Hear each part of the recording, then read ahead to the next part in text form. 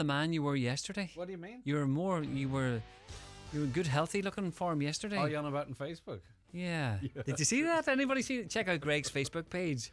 God, They say he's gone crazy. you're handsome with a bit of muscle on you now, I have to say there now. That's exactly You could see how it could work, But isn't artificial intelligence something else? Like That's what you can do? dangerous, isn't it? But it's not. I think it is dangerous. But you can now bring. Say, for instance, you had a picture with someone that was important to you that's passed on and all that kind of stuff. Now you can bring it to life, animate it a bit, And Oh, it's a bit creepy, is it not? well, I don't know. I suppose maybe it is a bit creepy. I don't know. Don't know. Oh, keep it real, I think. Do you think so? Gee, I don't know, but maybe it could. I'm trying See, to. the thing is everybody's different. Yeah, That I'm trying is to the play truth, yeah. devil's advocate. But anyway, here. that's got nothing to do with it. It's just a video. But you of have a me. fine six-pack about you. It's just a video of me turning into a boxer. Yeah. Yeah, that was good. How long did it take you to do that? I didn't do it. You didn't? You press one button and the computer does it for you. So how long did it take you to press the one button? It's like I didn't fancy what I might look like as a boxer, right? It was just a template that's there. So you put a picture in and then it does that. Right. So you don't do anything. Right. What was the app you used? Or what was it? CapCut, I think. No, that wasn't on CapCut, Yeah. was it? It Yeah. does it in CapCut, does it? Yeah, Right. okay. All that artificial stuff. All right. I know, You're real, and you keep it real today now. You keep it real, boy. No fake news. Oh, no EA stuff here, right? Good luck. All right, Lee back with you tomorrow morning at 6:30, of course. It's 9 o'clock. Let's get a news update and we cross over to Donald Kavanagh. Good morning, Donald. Thank you, Greg. Good morning. Students have been reacting to yesterday's budget announcement that college fees will permanently drop to €2,500. The €500 reduction comes on the back of a temporary cut of €1,000 over the past number of years. That's led students' unions to argue it actually amounts to a €500 increase in fees. Meanwhile, a number of excise duty changes are already in effect, with around 2.5 cents added to the cost of a litre of petrol and diesel, and tobacco products up by 50 cents. Kevin McPartlin from Fuels for Ireland says targeting drivers constantly is unfair. It seems that government takes the approach that this is just a cash cow. The motorists can be bled dry because they know that this is not a discretionary spend. People don't decide whether to get up and go to work in the morning, to drop the kids to school, to go and visit their Auntie Mary in hospital based on the price of fuel on any particular day. The Taoiseach will come under pressure when he meets with his Fianna Fáil party colleagues later. Micheál Martin will face questions from the parliamentary party after Jim Gavin dropped out of the presidential race at the weekend. The Taoiseach says he will have a frank and comprehensive discussion about the controversy. Fianna Fáil Junior Minister Chris O'Sullivan is expecting a tense meeting but doesn't believe there will be a leadership challenge. I don't expect so. There will be a lot of, there'll be people who are disgruntled, there will be a bit of disquiet, there will be robust engagement, people will want to get things off their chest, there will be absolutely, look, do we review how we pick our presidential candidates? Probably. We'll be looking at, do we need to give grassroots more of a say? The Teachers Union of Ireland is congratulating all students receiving their junior cycle results today. Around 73,000 students are getting results. The third year in a row, the figures exceeded 70,000. Over 2,600 expected to receive results in schools across Donegal. TUI President Anthony Quinn says students should be careful in their celebrations, but also very proud of themselves. Obviously, a significant milestone for them in their personal educational journey, and themselves and their families should be extremely proud of their achievements to date. And teachers across the country definitely want to acknowledge the unstinting support of their parents and their guardians and the dedication and pastoral care of teachers all over their junior cycle years. A Dáil committee's been told when it comes to discussions on fish quotas, fishers are often told they must accept cuts based on science, but the scientific evidence they offer is all too often ignored.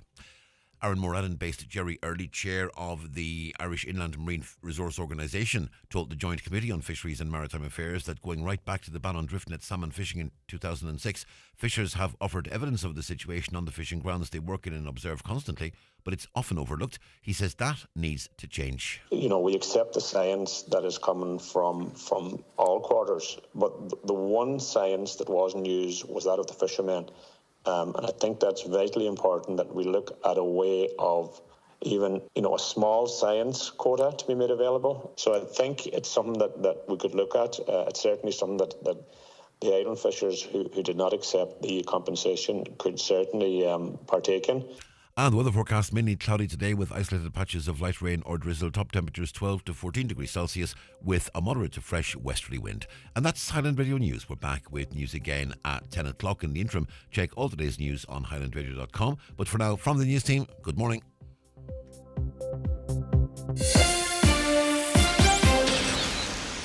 Between packing, passports and racing to check in, holiday prep can be, well, pure chaos. But your travel money, that you can tick off long before you leave.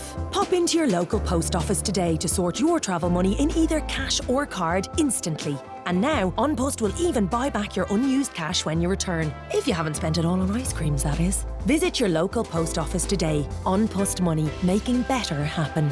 T's and C's apply. An Post Money currency card is issued by PPSE USA pursuant to licence by MasterCard International. PPSE USA is authorised by the National Bank of Belgium and is regulated by the Central Bank of Ireland for conduct of business rules. An Post is authorised by the Minister for Finance to provide foreign currency cash. FX cash buyback available in selected post offices for purchase of selected notes only. And now, it's time for the talk of the Northwest. The 9 to Noon Show with Greg Hughes on Highland Radio. Hello, good morning. 4 minutes past 9 on this Wednesday, the 8th of October, and you're very welcome along to another edition of the 9 till Noon Show. How are you all keeping out there? Hope you're doing very well indeed. Coming up in the not too distant future, by the way, we're going to be doing a bit of a budget Q&A. So sometimes, you know, when everything's announced, or everything was announced yesterday, and it's hard to sort of fathom exactly what that might mean for you, if anything. Whether you're an individual, a single parent, a pensioner or a business person, we have an expert coming on to answer any questions that you might have. And if you don't have any questions, we'll go through some of the key points of it for you so that hopefully by the end of that you'll be better informed and know where you're at. The reality is, though, it does seem to be a budget that favours business, that developers, fast food chains, other restaurants as well, of course. There's not a whole pile in there for your average working Donegal family. I think that's suffice to say. Some of the stuff that's in there too, sometimes it's hard to make it make sense. As you would know, for instance, you know, we would cover, say, something like domestic violence, and we would speak to the Donegal Domestic Violence Services, or iCare, or not iCare, but anyway, there's a number of them. The names will come to me in a moment, about the resource struggles that they can have. How it can be difficult to support the people as best as they might want to support them.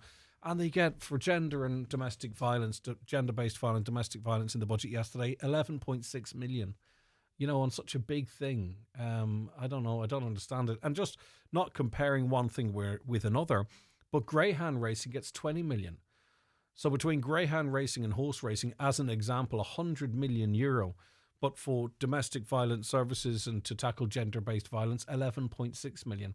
I don't understand that, but, as I say, I'm not saying that's right or wrong. I'm just saying on the face of it, with everything we discuss on the show, I don't know how many people are going to be at a horse racing meeting this afternoon that's going to be mentioned.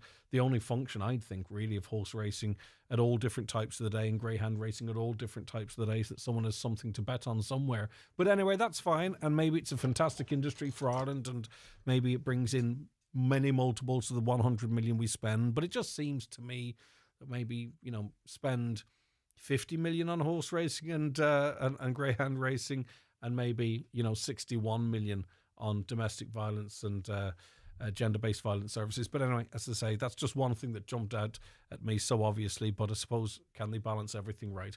Have you any views on anything to do with the budget? I'll be touching on some of that. Truth be told, there's probably not a lot in there for a lot of you listening, unless you are in the business of hospitality, food and drink. Maybe you're a hairdresser, or maybe you're a property developer. There's quite a bit in there for you in terms of the budget itself. £8 for top up for children's allowance. I'll go through much of this over the course of the hour. A tenner for the pension, which is quite interesting, because really, if you were to spend all your pension on food, for an example, and if you take into consideration the inflation, this is just as an example. So if you spent all of your pension on food, you would be 70% short of, you'd be 30% short of what you would need as an increase, actually, just to stay where you're at.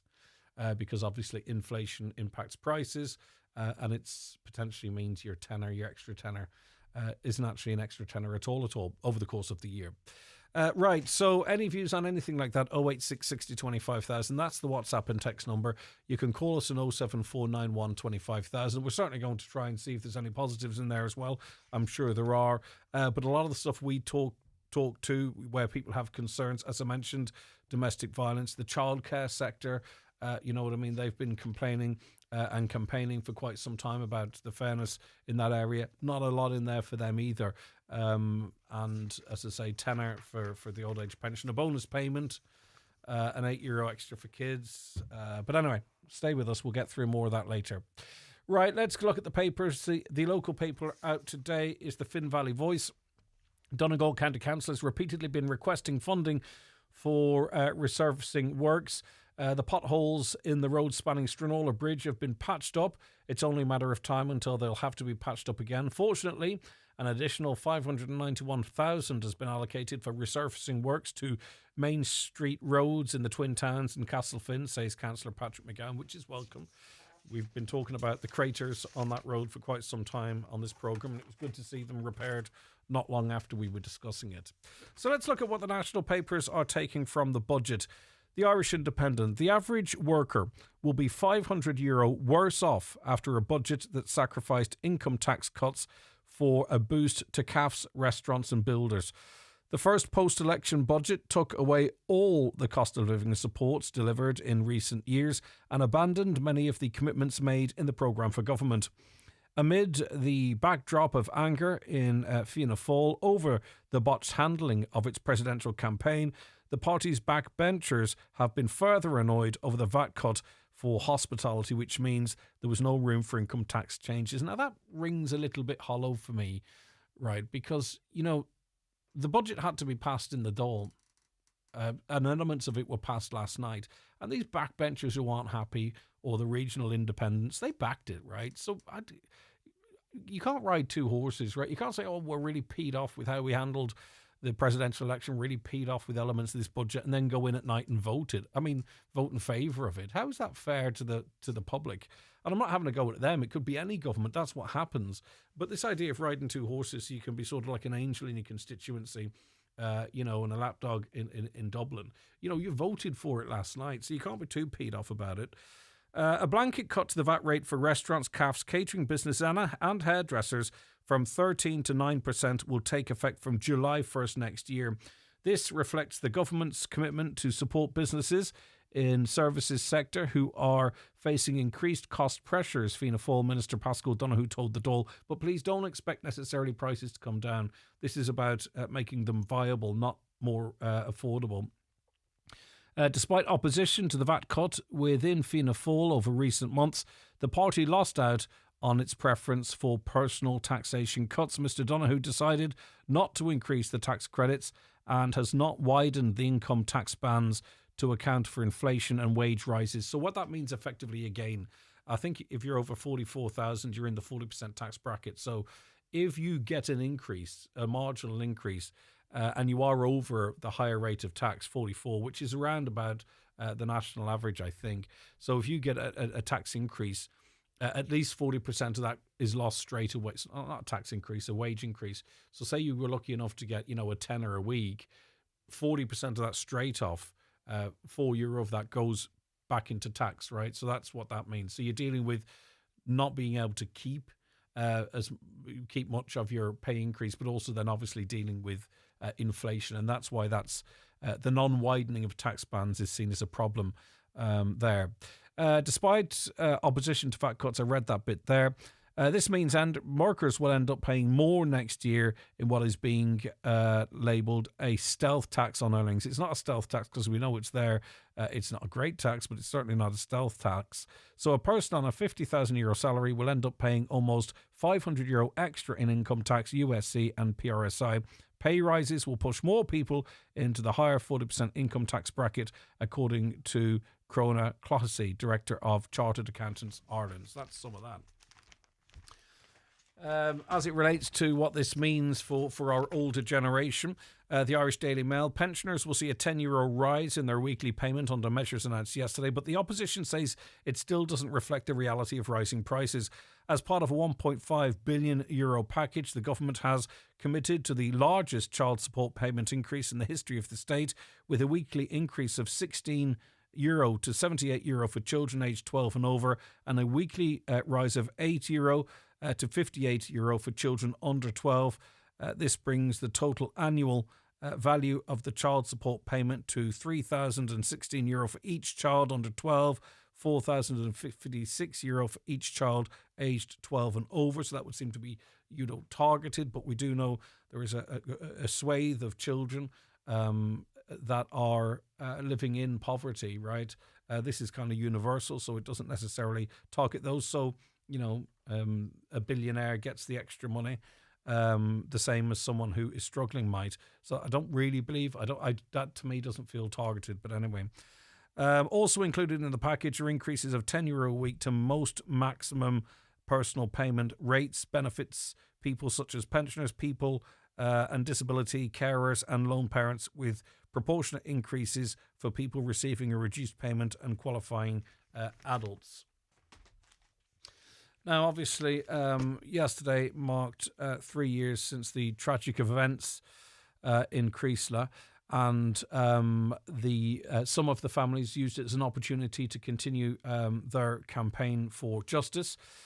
The Irish Times reports that a father has said it only feels like last week that his 14-year-old daughter was killed along with 9 others in an explosion in Creasla in 2022. Hugh Harper, father of Leona, was among the victims' relatives, friends and others who gathered in Creasla yesterday to mark 3 years since the tragic event.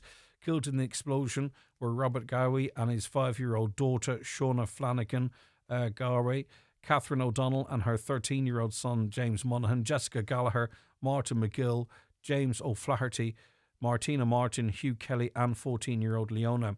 Those gathered walked a short distance up the village's main street towards the scene of the explosion. Relatives pinned pictures to the wooden boarding that surrounds the scene of what was once a busy service station in the heart of the village. And I suppose, given the fact that it is not actually a business at the moment, allowed people to go up there and pay their respects as they did, which probably wouldn't be possible if that site does end up being another busy business premises.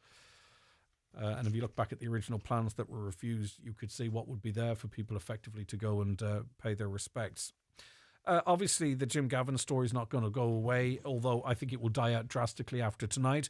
The claim of an issue with a former tenant was raised with ex-presidential candidate Jim Gavin in early September. That's according to Jack Chambers. He said he would urge Mr Gavin to repay any funds still owed to his former tenant and that he had not spoken to him since Sunday. Mr Chambers, who is Fianna Fáil's deputy leader and director of elections for the presidential election, faced questions over the vetting process for Mr Gavin. He repeatedly said he told the party he did not have an issue with a tenant when that's obviously not the case. Facts changed for him, Mr Chambers said. Mr Gavin screaming from underneath the political bus has just been chucked under there. It wasn't us, it was him. He had the opportunity to tell us. He said no. Okay, not very nice, I suppose. The Sun this morning, a heartbroken son paid tribute to his tragic parents and brother at their funeral service, telling tearful mourners, "My family would want to remember the good times."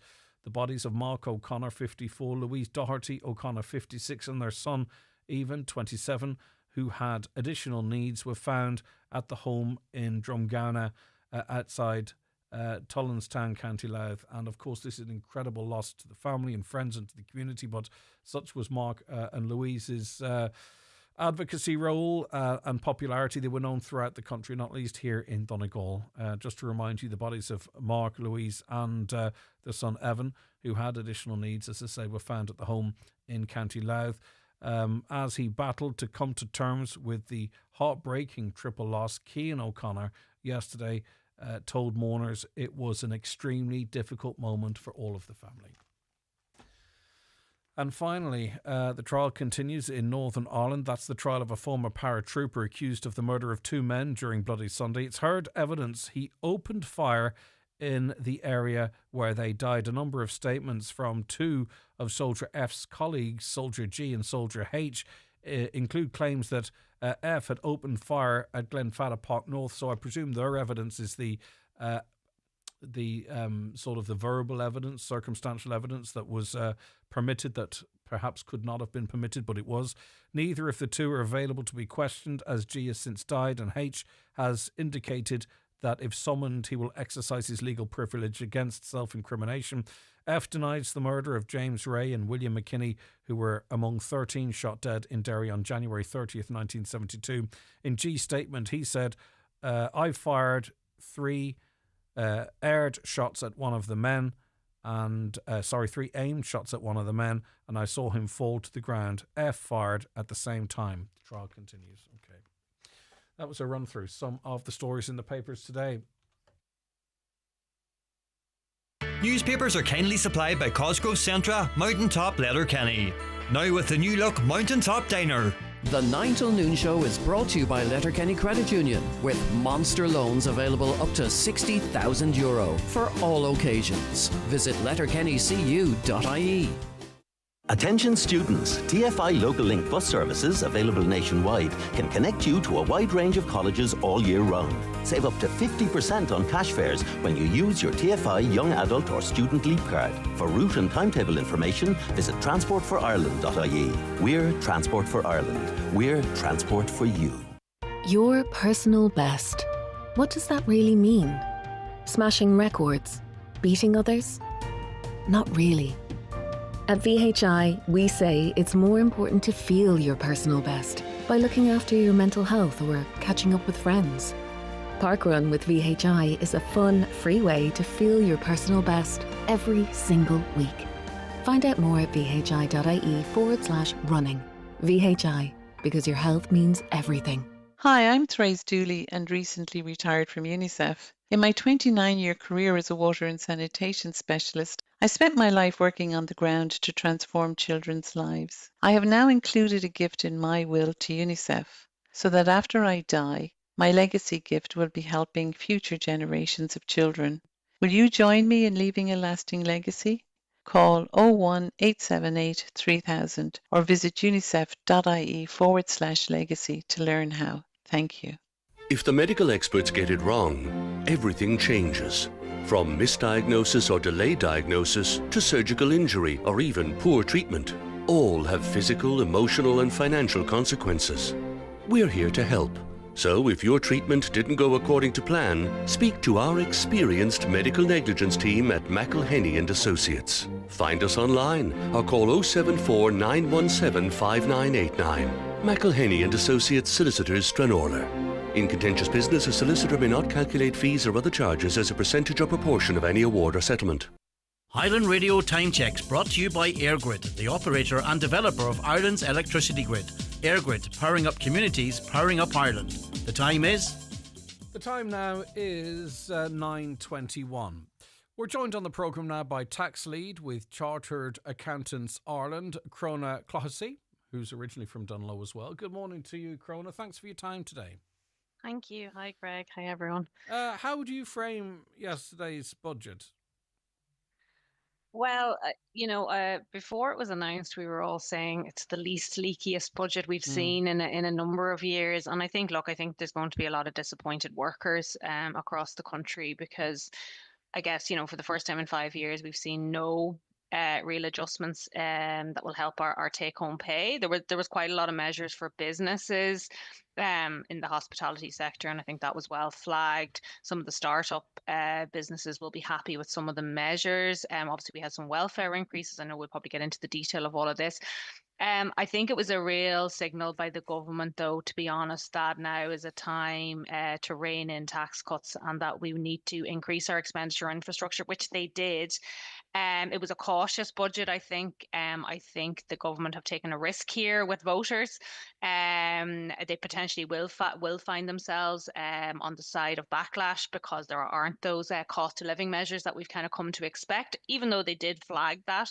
I think it's probably a budget for business over individuals. And I think it's a signal of their commitment to tough this out this year. The Programme for Government is a 5-year plan. We know we have deficits in housing, water, energy, childcare, the list goes on. And I think yesterday signalled a real commitment to try and address those issues. And just from the public's perspective, this doesn't mean necessarily that getting your hair done is going to be cheaper, or going into a restaurant is going to be cheaper, or an apartment per se is going to be cheaper. This is about making businesses more viable to prevent them from closing, or to in fact try and trigger them to start moving on some of the planning permissions for some of these apartments. So it's not necessarily there to benefit the pocket of the consumer. No, and that's the problem with cutting VAT. Okay, so the VAT rate on hospitality, as you mentioned there, hairdressing, food, not hotel beds, so catering, has come down from 13.5% to 9%. Okay, and VAT is a consumer tax, so you would expect that prices would come down because of that. But the way that this has been packaged and the commentary about this for the last number of months has been that the VAT cut is to help business manage costs. So as a consumer, as someone who goes in and gets a haircut or a blow dry, you're very unlikely to see a reduction in your price. Now, there's no mandatory obligation on business to reduce when they get a VAT cut. They're not obligated to reduce prices. Interestingly, a lot of the research has been coming out in over the last few weeks has said when VAT goes up, those prices tend to be passed on. So, look, I think there will be people that will be happy in the retail sector that it will give them a chance to maybe improve their margins. I don't think a consumer is going to benefit in all areas, but what I certainly would have liked to have seen is, I suppose, more broader measures that would have impacted all businesses, because it's not just businesses in the hospitality sector that are struggling with increased costs. So something like looking at employers' PRSI or some sort of PRSI refund would have impacted all businesses, and it might have been maybe another avenue to go down. You mentioned VAT on apartments. I think the thinking behind that is that reducing the VAT will decrease the cost and delivery and will stimulate more delivery. That will have to play out and that will have to be seen. Interestingly, the VAT 9% for hospitality is now seen as a permanent measure, which was interesting, and I think that was kind of unexpected. It's a bit of a blunt tool, and when you have a budget where now your prices aren't going to go down and workers don't have any more money in their pocket, it's a bit of a difficult one to swallow for some people, I'd imagine. Is there a design here to cool the economy? Because, I mean, they know this means there's going to be less disposable income, less money to spend. It might have an impact on inflation or what have you, or borrowing or what. Is there an element of using what extra money is there to try and increase infrastructure and trying to, keep the small, medium businesses going as well, but also, consciously not necessarily trying to put too much money in people's pockets? The cost, the one-off measures, obviously they do and did reach those that needed them, but there are going to be those that use that for, a new iPad that they probably didn't need, right? So is there, I haven't heard this really said directly, but do you think there's an element of that to this?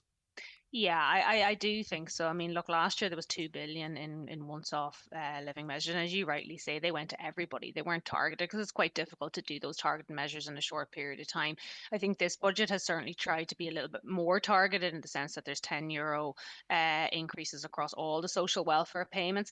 And look, we have the Fiscal Council coming out saying, the danger of spending getting out of control, the economy is overheating, is this phrase. So certainly when you have a situation now where someone on an average earning is going to feel the pinch next year. They're going to pay more tax because we've become accustomed to tax brackets and credits increasing over the last 5 years. This is the first time it hasn't happened. So what that will mean, say for an average worker on €50,000, they're likely to be €500. I don't want to say worse off, but they would have expected their tax, their take-home pay to be increased by €500. And if they're that's on not going to happen. So that's going to impact disposable income. Yeah, so and that's if going they to have were less money in the economy. Yeah, so and also too, if they were on 50 grand a year plugging away, right, and they get a pay rise, that all of that pay rise, because they're over the higher threshold, all of that pay rise is taxed at 40%. Yeah. Which exactly is and is there any additional? Is it 40 or would there be additional? USC and what have you on that as well?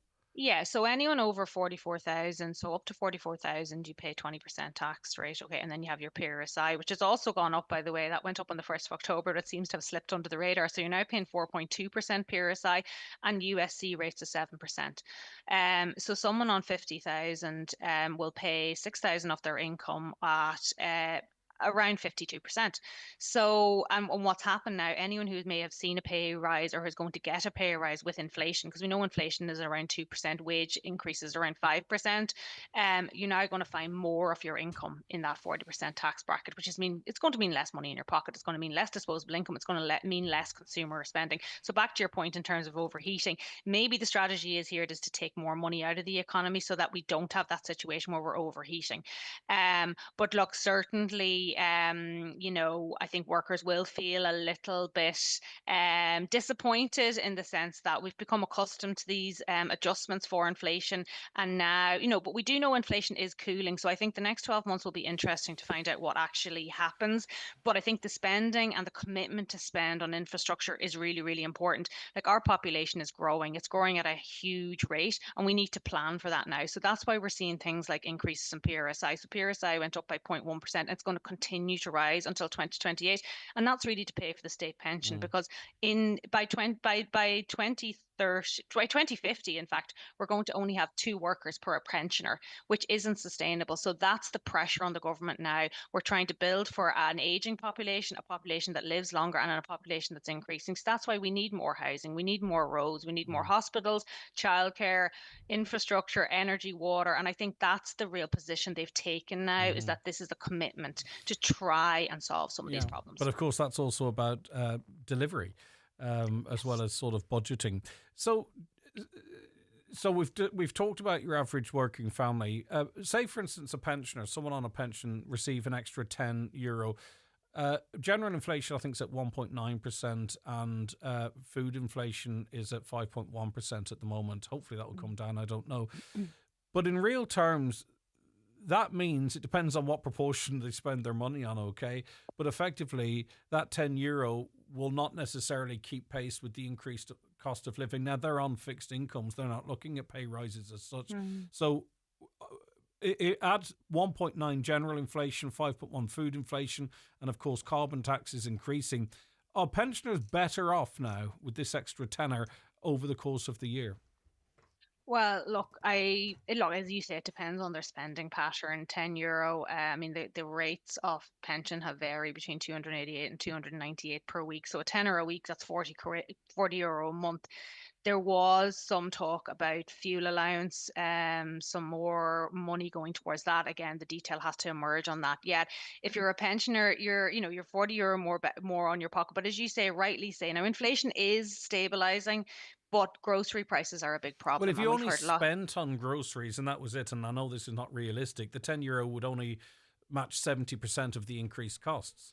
But I mean, that's obviously, I'm using a higher rate of inflation there, which is probably unfair. But no, but I suppose it comes back to the point that the government made a commitment not to support a cost of living package, and that was their commitment. So they've tried to make it more targeted. They probably haven't gone as far as they need to with things like food inflation. But I think the pot this year was 1.3 billion. I mean, that was a surprise yesterday. We were expecting 1.5 billion. So they put 1.3 billion into tax cuts, and then they put just over 9 billion into expenditure. So I think it's nearly a Robin Peter to pay Paul budget, because there isn't the money this year to go everywhere. They've also put a huge amount of money into a rainy day fund. We've had the conversations around the corporation tax and the instability, the perceived instability around that. So I think this is a really cautionary budget, but for a lot of households it is going to be cold turkey, because we've become accustomed to double child benefit. We've become accustomed to Christmas bonuses, which I think they've committed to though this year. So for the pensioners, they should get a double payment at Christmas. But I think this is going to take a little bit of time to digest. Is it, and the important thing, and Pascal Donoghue did say it yesterday, is this is what they're doing this year. Next year we may see a return to more increases in welfare, more increases in tax bands. The programme for government does commit to that when economic conditions are strong. But we know all that's happening in the global, the tariff situation, the FDI race, all of that. I think the government have made a decision now that they're going to try and improve our infrastructure rather than go down the path of, and I don't like saying a giveaway budget, because we do know there is a cost of living crisis. There's certainly more targeted measures here that we've seen in recent years. And the student fees, the university fees, they've committed to them permanently reducing by 500. Now I know in real terms that is actually an increase, so there's 2,500 now that will be paid every year.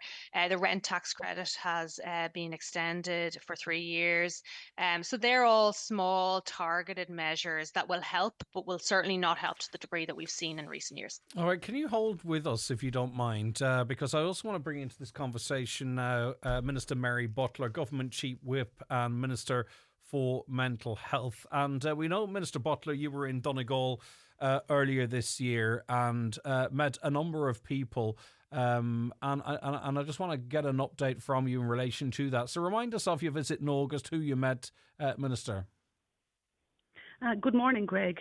At the end of August, I paid a visit to the Northwest, so I visited Donegal for an entire day, and I visited Sligo also. The day I visited Donegal, I spent the whole day meeting with mental health services.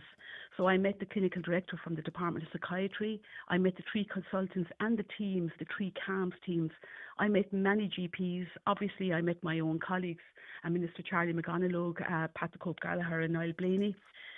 But I suppose what I was really struck with, because I have undertaken a visit to many areas of the country in relation to CAMS waiting lists and supports for young people. And I was really struck by, I suppose, how mental health services in Donegal all work together. The 3 consultants I met, the teams, the support on the ground. And I also met with the Integrated Health Area Manager, who is Dermot Monaghan. And you're unique actually in Ireland that you have an IHA, for one county only. Where I live, for example, the IHA is shared between Waterford and Wexford. But in Donegal, that decision was made because you're a peninsula per se, that for services across all of health, that you would have a dedicated person. So while I was there, we were looking at what mental health services and supports are available. You have Letterkenny University Hospital, but the challenges arise out of hours. So their ask to me was that they would love to see a crisis resolution team put in place and a crisis solace cafe, we call it, to support those who would have a mental health challenge out of hours. So we have these solace cafes around the country. I opened one in Sligo that same time, and we know for a fact that the presentations to emergency departments have reduced by about 16% if people have a safe place to go, whereas they mightn't want to sit in an emergency department. So today I am delighted to announce that I secured funding to provide a crisis resolution team in Donegal in budget 2026, including a solace cafe. This will be 10 whole-time equivalents, so 10 staff led by a consultant psychiatrist, and at a cost of €1 million per year recurring funding. So I'm absolutely delighted to be able to make that announcement today. I secured 300 whole-time equivalent staff in the mental health budget. I have a good budget, but my focus this year was from a crisis response, and geographical, it played a big, big part. I live in Waterford, as I said, so I'm right down at the southeast. You're right up in the northwest. We're nearly directly parallel to each other as the crow flies. And I'm very, very conscious that a lot of services are concentrated in the big areas. And I work off a heat map up on the wall, looking at areas that mightn't have services, and I'm really delighted that to be able to announce that for Donegal today. The reason I was so impressed was the way the mental health services in Donegal do not work in silos. They work together. And when I met one consultant and we were discussing a waiting list and there was a small group of people waiting over 12 months, the consultant in Inishowen said to me, I'll take them on over the next 4 weeks. They work with each other, and that's what I need to happen in relation to mental health services. So this is a good part of the budget that probably the health part of the budget has only been announced at 3 o'clock today. We will have our health conference. So there's a lot in the budget that people are not aware of yet. But this is a good announcement for Donegal, and I've spoken to all my colleagues and they're really, really pleased. Okay, and coming from a position of ignorance, so pardon the question, Minister, will this go to easing backlogs in access to mental health services, or is this to deal with mental health crises that occur in a moment? Yeah. So what a crisis resolution team, they normally work Thursday, Friday, Saturday, Sunday, Monday from about 2, 3 in the afternoon up to 10 or 11 at night. So a call comes in, I suppose, at 7 or 8 in the morning, in the evening, that you might have a person in who may be psychotic, he may be threatening suicide, self-harm, and the Gardaí may be involved at this stage. And to have a crisis resolution team on the ground who can respond. They also visit people in their homes, and it's a short, sharp intervention. So the crisis resolution would team would be working maybe with a particular person in extreme crisis for 2 to 3 weeks, making sure that they do get the correct support they need from the community teams. Some people might need a detention in the Department of Psychiatry. It may be involuntary. We don't know. It's a case-by-case basis. But we do know that having these supports out of hours, very important for the emergency department, very important for GPs on the ground, especially when they get a call and they're trying to you're dealing with people who are in extreme distress, very, very ill, may be known to services, may not be known to services. And then you also have to factor in the fact that we have a lot of people presenting with mental health plus addiction issues as well. Okay. So these teams are working really, really well. Now, it takes a while to stand up a team, and the teams normally, so the team, for example, in Waterford have started working days initially, and now and building up, I suppose, their strengths, and then they'll start moving into the out of hours. So it does take a while. It can't happen overnight. It has to be led by a consultant psychiatrist, and then you have the multidisciplinary team. You have the psychology piece, you have the social worker, you have the clinical nurse specialist, you have the admin piece, and backing that up then is a cafe which will be open out of hours as well. So, for example, the cafe in Galway works, which is immediately across from the hospital. They work from 6:30 in the evening to 11 o'clock at night. And these are people who might feel they need to present to the emergency department. It may not suit them how busy they are, the bright lights, all of the above. But if they have the support in the Crisis Cafe, it's peer support, and most importantly, it's people there with lived experience who can help them. Okay. And also there's a clinical element to it as well. But the lived experience is really, really important in relation to the Crisis Cafe. All right, listen, there's other stuff I could ask you about, but the conversation's well exhausted at this stage, and we'll leave it on that positive note, if that's all right, Minister. When do you anticipate, and I think you've indicated, that these things, to do correct, take a time to get going, but I presume work starts immediately, and maybe the fact that we have such cooperation across the board here that maybe we might be able to get things moving a little bit quicker? Yep. Yes, so the thing about it is, so the funding is provided for 2026. So I will be engaging with the IHA, Dermot Monaghan, straight away, and also with the REO for your area, Mr. Tony Canavan.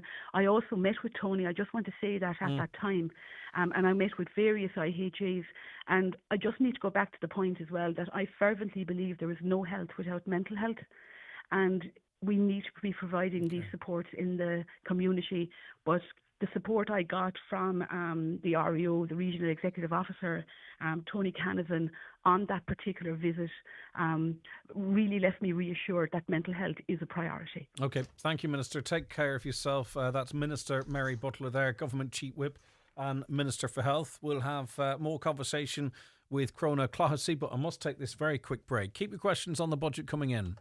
The 9 till noon show with Letterkenny Credit Union, now offering mortgages from €40,000 to €600,000 with no hidden fees or transaction charges. Letterkenny Credit Union, 9102127. Joe Gallagher Entertainment presents the Ultimate 70s Night, Sunday, October 26th. Get ready for Shawadi Wadi and the Bay City Rollers live at the Mount Erigal Hotel, Letterkenny. Sing and dance the night away to all the hits. Tickets on sale at ticketmaster.ie and hotel reception. Don't miss this unforgettable night, October 26th at the Mount Erigal Hotel, Letterkenny. EirGrid, operator of Ireland's electricity grid, is powering up Donegal. We're planning to upgrade the electricity grid in your area, and your input and local knowledge are vital in shaping these plans. Our consultation opens on the 16th of September. Have your say, online or in person, so together we can create a more reliable, sustainable electricity supply for your community. Find out more at airgrid.ie/northwest.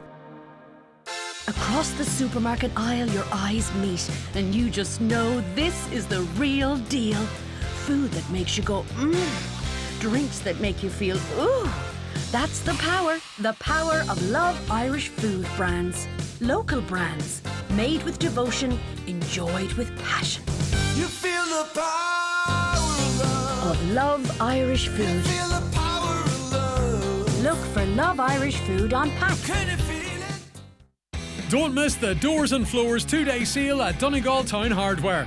Enjoy up to 20% off doors, handles and lock sets, up to 25% off laminate and engineered flooring, and 25% off acoustic panels, with savings up to €1,000 on full house lots.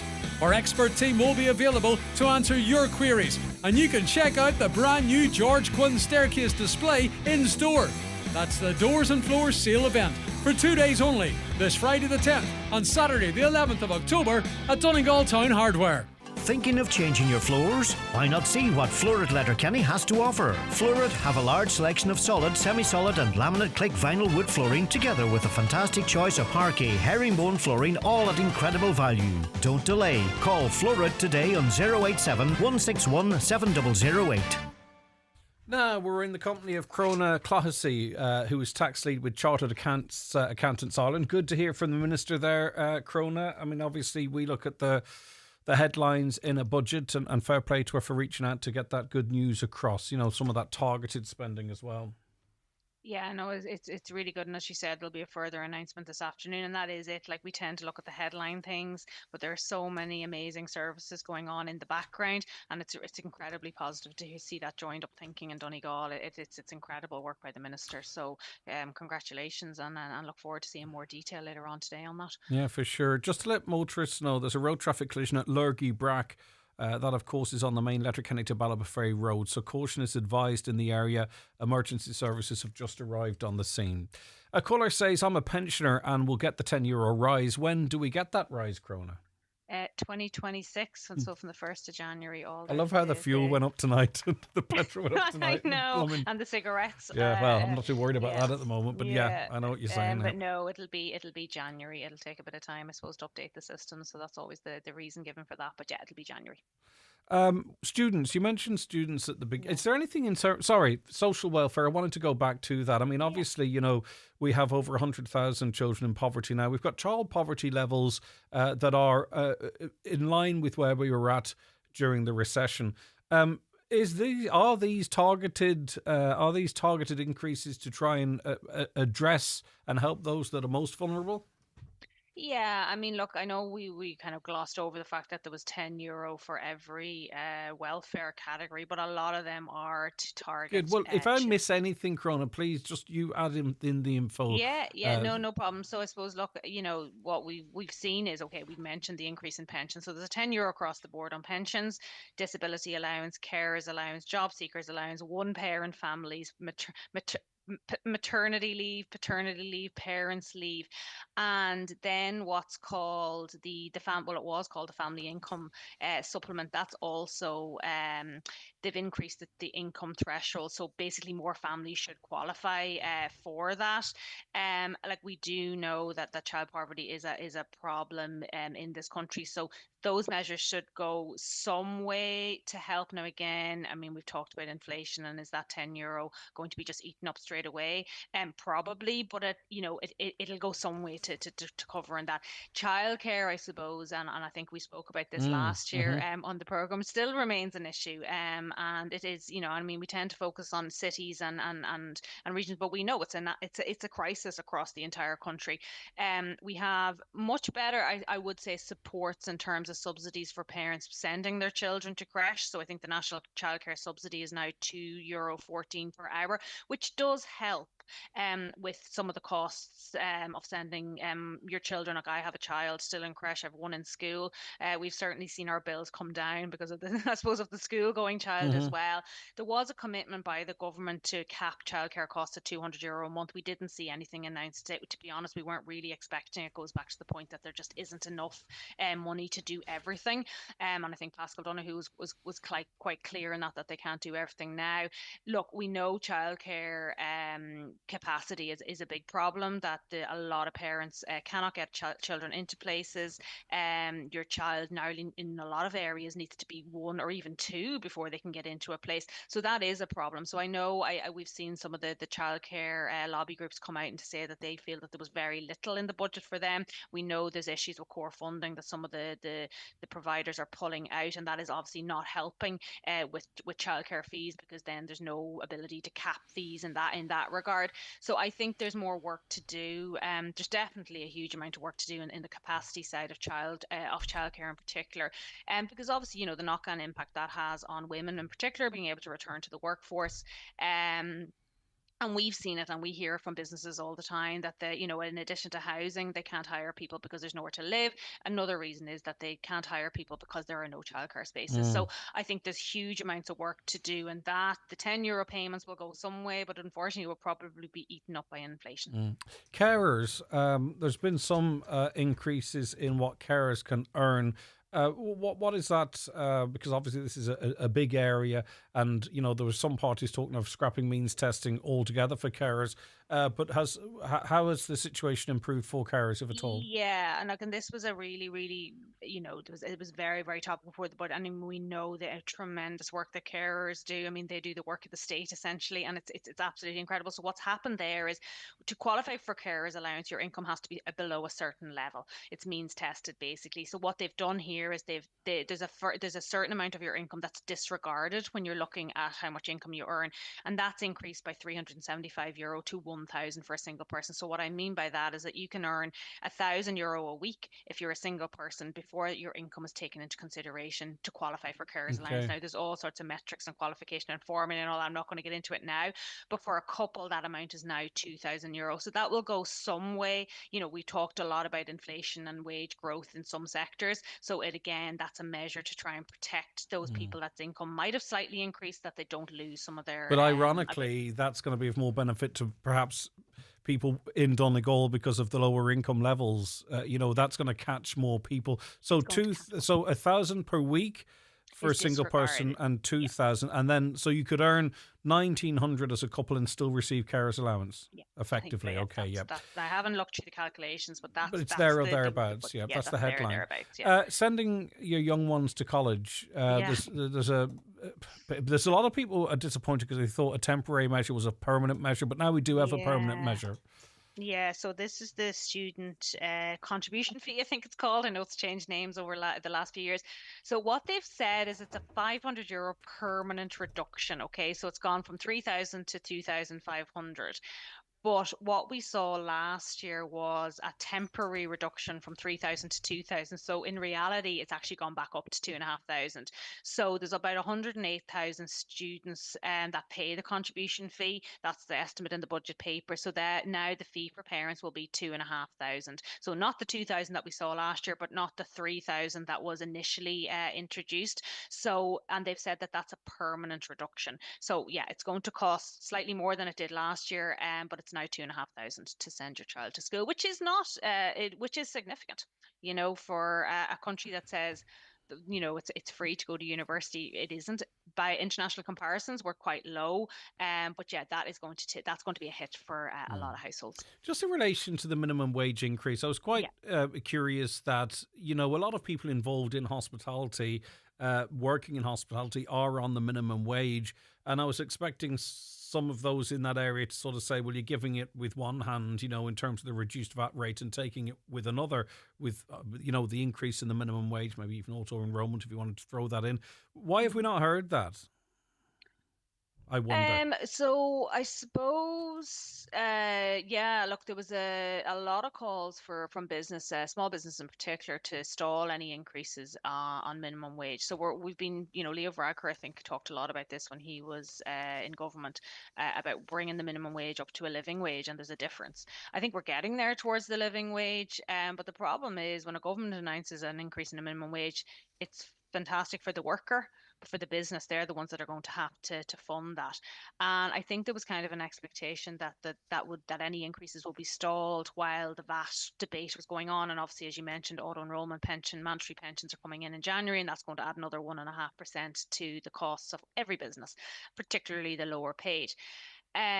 But the Low Pay Commission a few weeks back made a recommendation to increase the minimum wage. The government have taken that recommendation, and they have increased it. So while it is great for workers, it is a cost for business. And I think the way the VAT rate has been I suppose, packaged is that, or the budget in its entirety has been packaged, is that it is to protect jobs and to protect business. So I think on one hand, we're protecting costs of business by reducing the VAT, and we're also protecting workers, low-paid workers who are now going to earn a little bit. But definitely, you're absolutely right. There's a bit of an offset here because the minimum wage gone up by 65 cents, which is significant if you think of a business. And I suppose the concern is, and I know we certainly heard it the last time the minimum wage went up, was that some businesses then made a decision to cut people's hours.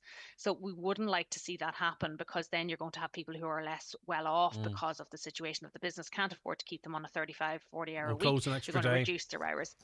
Pardon? Close an extra day. A lot of Exactly, restaurants close Monday, Tuesday, exactly. they close Wednesday then as well. I'm sorry to hop, but it's as callers' questions coming in. Does the carers allowance actually go up? Do we know yet, or is it just this sort of the income disregard increasing? The only information I have is that the income disregard has gone up. And perhaps actually one thing I should check is, does the €10 apply to carers? That's right. allowance? Yeah, we'll check that out. I can check that out. Yeah. I think it should. So sorry, the carers benefit is going up to €271. That's a €10 increase, and also the carers allowance has gone up for under 66 from 260 to 270, and over 66 298 to 308. So apologies, that €10 does apply. I think so you do. To be honest with you, I don't think you have to apologise. I think you're doing fantastic being able to drag that info out off the cuff. It's very much I have welcome. all sorts of numbers floating around my head. I know. I'm jumping from one department to the other. Listen, I would love if we could do another 3 hours, and I think we could fill it, Crona, but we must move on, and I know you're incredibly busy. Thanks again for joining us, and maybe we might touch base down the line. But it's been wonderful having you on the show. Yeah, thank you so much, Look after Greg, yourself. and Bye-bye. lovely to be back in Donegal. So Okay, take care. Yep. Crona Clohessy there, originally from Dunlo, by the way, but working down the country now, tax lead with Chartered Accountants Ireland. The 9 till noon show is brought to you by Letterkenny Credit Union. Digital loans now available. Apply online or via our app today and get your loan transferred directly to your current account.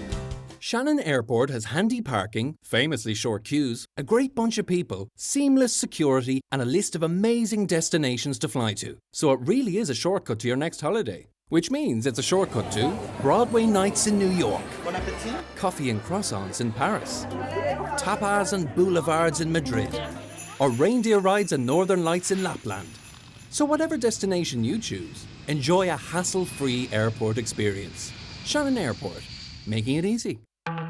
With TUI, there's more choice than you think. Beach days or a city break. Weekend in Rome, booked. Fly from your local airport, of course. Just a hotel? Got them too. Number of nights? Take your pick. Tailor your trip with more options and more choice. TUI, live happy. Here in Ireland, we're doing well when it comes to our recycling and food waste bins. However, some paper, plastics and food are still ending up in our general waste bins. It can happen. So take a minute before you bin it and go to mywaste.ie for help and suggestions on how to make segregating your waste that bit easier. That's mywaste.ie. Brought to you by the Government of Ireland. It's October, and you know what that means. It's time for the annual Oktoberfest sale at Easy Living Furniture. Celebrate in style with huge reductions on all departments. From plush sofas and dreamy mattresses to eye-catching dining sets and stylish accessories. We have everything to make your home feel autumn ready. Shop the Oktoberfest sale, exclusive to Easy Living Furniture. Crescent Link Retail Park, Derry, Londonderry. Don't miss out on the sale of the season. Highland Radio weather updates with McElhinney's. It's time to save on autumn essentials with our coats and boots promotion. Spend €100 on women's, men's or kids' coats and boots for 10% off. Offer available for a limited time only. Shop in store or online at mcelhinneys.com today. So today will be mainly cloudy with isolated patches of light rain or drizzle. Highest temperatures of 12 to 14 degrees with a moderate to fresh westerly wind. So we tried to get across as many of the questions as we possibly could, but obviously we might have to return to that and get some further answers for you. We've got lots coming up in the final 2 hours of the show. Don't go anywhere because we have now the news and the obituary notices. Stay where you are. The 9 till noon show with Letterkenny Credit Union. Simplify your debts with a debt consolidation loan from Letterkenny Credit Union. Call us on 074 910 2126 or apply online via our app or in office today. There's value in something so fresh you can actually hear it. At Lidl, our team makes sure our fruit and veg is always top of the crop, with quality checks throughout the day for high quality tastes at our lowest prices. Like our mixed peppers 3-pack, 43% off, now $1.19 with Lidl Plus. Lidl, more to value. My Future Fund, the new auto-enrollment retirement savings scheme, is coming. You pay in, your employer pays in, and the state tops it up. It all adds up to a great way to save for your future and something to look forward to. For more information, visit gov.ie/auto-enrollment. Brought to you by the Government of Ireland. Autumn is alive with a kaleidoscope of colour, nature and adventure at National Trust NI. Unwind and relax with a crunchy leaf walk through Llewellyn Garden. Sample the finest seasonal food at Florence Court's Harvest Fair. Gaze into the majestic mirror-like lake at Mount Stewart. And breathe in the beautiful garden at Castle Ward. Or delight with frightful fun on one of our trails this Halloween half-term. Come along and make wonderful memories this autumn. Search National Trust NI today. Angledy returns to On Green on Letterkenny Saturday, October 25th with a brand new show, Further Adventures in Womaning. Usually, half the audience goes... But obviously, it's a very popular procedure in Letterkenny. Tickets at ongreenon.com. For all your training needs, Northwest Forestry Services Training Department Ballybuffet offer a wide range of courses from training bodies such as NPTC City and Guilds, QQI, LANTRA and ABA International. Courses include all land-based services such as chainsaw, tree climbing and rescue, pesticides, working in heights and ATV training. Other courses offered include first aid responder, manual handling and building safety, to name but a few. For a full list of training courses and availability, contact Northwest Forestry Services Ballybuffet on 074 91 32033. Live, on air, online and on the Highland Radio app. This is Highland Radio News. Good morning, it's 10 o'clock. Donal Kavanagh at the news desk. It's been confirmed that Budget 2026 makes provision for improvements to the mental health service in Donegal. On today's 9 till noon show, Government Chief Whip and Mental Health Minister Mary Butler confirmed the budget allows for the appointment of a crisis resolution team for the county and the provision of a solace cafe. She told Greg Hughes this will address a very real need in the county. I secured funding to provide a crisis resolution team in Donegal in Budget 2026, including a solace cafe. This will be 10 whole-time equivalents, so 10 staff led by a consultant psychiatrist, and at a cost of €1 million per year recurring funding. So I'm absolutely delighted to be able to make that announcement today. I secured 300 whole-time equivalent staff in the mental health budget. I have a good budget, but my focus this year was from a crisis response, and geographical, it played a big part. Well, students have been reacting to yesterday's budget announcement that college fees will permanently drop to €2,500. The €500 reduction comes on the back of a temporary cut of €1,000 over the past number of years. That's led students' unions to argue it actually amounts to a €500 increase in fees. Meanwhile, a number of excise duty changes are already in effect, with around 2.5 cents added to the cost of a litre of petrol and diesel, and tobacco products up by 50 cents. Kevin McPartlin from Fuels for Ireland says targeting drivers constantly is unfair. It seems that government takes the approach that this is just a cash cow. The motorists can be bled dry because they know that this is not a discretionary spend. People don't decide whether to get up and go to work in the morning, to drop the kids to school, to go and visit their Auntie Mary in hospital based on the price of fuel on any particular day. There's been a collision on the main Letterkenny to Ballybuffet Road at Lurgy Brack. Caution is advised in the area. Emergency services are on the scene. There are some traffic delays, we understand. No further details are available. The Taoiseach will come under pressure when he meets with the Fianna Fáil party later today. Micheál Martin will face questions from parliamentary colleagues after Jim Gavin dropped out of the presidential race. The Taoiseach says he'll have a frank and comprehensive discussion. Fianna Fáil Junior Minister Chris O'Sullivan is expecting a tense meeting but doesn't believe there'll be a leadership challenge. I don't expect so. There will be a lot of, there'll be people who are disgruntled, there'll be a bit of disquiet, there will be robust engagement, people will want to get things off their chest, there will be absolutely, look, do we review how we pick our presidential candidates? Probably. We'll be looking at, do we need to give grassroots more of a say? The Teachers Union of Ireland is congratulating all students receiving their junior cycle results today. Around 73,000 students are getting results. It's the third year in a row the figure has exceeded 70,000. Over 2,600 students are receiving results in Donegal. TUI President Anthony Quinn says they should be careful in their celebrations, but proud of what they've achieved. Obviously a significant milestone for them in their personal educational journey, and themselves and their families should be extremely proud of their achievements to date. And teachers across the country definitely want to acknowledge the unstinting support of their parents and their guardians, and the dedication and pastoral care of teachers all over their junior cycle years. Police are currently at the scene of an armed robbery at a filling station in the Auchnacloy area of Tyrone. A chief inspector says it was reported just before 20 to 7 that a group of males wearing boiler suits and masks armed with suspected firearms had threatened security staff attending an ATM at the premises on the Caledon Road. The group ordered staff into the ATM bunker, then removed cash boxes from the security van and the ATM before making off from the scene in a dark coloured vehicle with a significant sum of cash. Uisce Éireann says mains repair works may cause supply disruptions to Ballyholey, Rafo and surrounding areas today. The works are set to take place until 3 o'clock this afternoon. Meanwhile, in North Inishowen, repairs to a burst water main may cause supply disruptions at Malin Head, Ballygorman, Ballyhillian and surrounding areas. A traffic management plan in place for the duration of those works, we're told, and those works are set to take place until 4 o'clock this afternoon. And a Dáil committee has been told when it comes to discussions on fish quotas, fishers are often told they must accept cuts based on science, but the scientific evidence they offer, based on what they see on the water every day, is all too often ignored. The comment was made at a meeting of the Joint Committee on Fisheries and Maritime Affairs by Arranmore Island-based Jerry Early, who chairs the Irish Islands Marine Resource Organisation. He says this scenario needs to change. We accept the science that is coming from all quarters, but the one science that wasn't used was that of the fishermen. And I think that's vitally important that we look at a way of even, a small science quota to be made available. So I think it's something that we could look at. It's certainly something that the island fishers who did not accept the compensation could certainly partake in.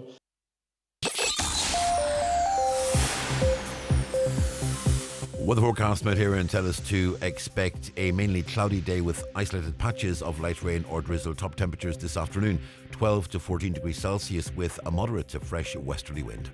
And that's Highland Radio News. We're back with headlines again at 11 o'clock. You can check all the day's news on highlandradio.com. But for now, from the news team, good morning. The obituary notices for this Wednesday morning, the 8th of October. The death has taken place of Henry Patterson, Clonmas, Dunfanaghy. The wake will take place at his home tomorrow from 11 a.m. to 9 p.m. Funeral service in the Presbyterian Church Dunfanaghy on Friday morning at 10:30, followed by cremation in Lakeland's Crematorium, County Cavan at 4 o'clock.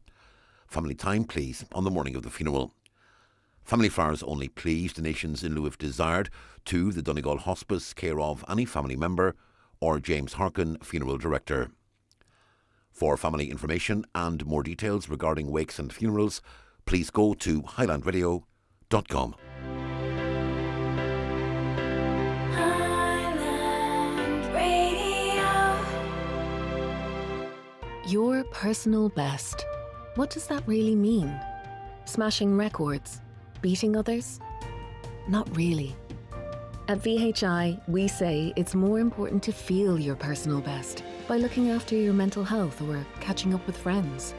Parkrun with VHI is a fun, free way to feel your personal best every single week. Find out more at vhi.ie/running. VHI, because your health means everything. Welcome back to the 9 till noon show. Thank you so much for all of your contact over the course of the morning. Let's see, a lot of people saying, referencing any allocations for housing refugees. Just to run through that to get it out of the way. Contingency funding. The Department of Justice, Home Affairs and Migration has allocated $1.6 billion in contingency. This funding is earmarked for several projects related to international protection and also accommodation for recipients of temporary protection from Ukraine. So the accommodation recognition payment, that's the ARP, it's a monthly tax-free payment to hosts providing accommodation to Ukrainian refugees, has been extended to March 31st, 2026. This extension aligns with the EU temporary directive, and that payment is €600 per month per property, and that came in as of June 2025. So the housing budget in total is 11.3 billion. And you can work out yourself if that's too big or too little, a percentage of that. Greg, we have a serious problem with illegal taxis operating in our area. I've reported this to Gardaí and the tax regulator. What frightens me more was this morning, I noticed a person who's under investigation drop a child off to school. What's going to be done about this before someone is hurt? What if one of these cars had a collision? Where would the unknowing passengers be? Back to the budget now. I just wanted to highlight that the recent budget hasn't removed the means testing for disability carers allowance. It feels very unfair to hundreds of parents who had to give up their jobs to care for their loved ones. Even qualified professionals with a decade or more of experience, similar to myself, are unable to work in these circumstances. Carers allowance is means tested, which includes or excludes many who desperately need support. According to the latest figures, over 115,000 family carers in Ireland provide full-time care, yet many remain excluded due to these restrictions. Good morning, Greg. Just listening to all the talk about the budget. I'm on disability allowance. The husband is on illness benefit. We're not entitled to the fuel allowance, but of course you get an extra €10 from in 2026. Double check your criteria.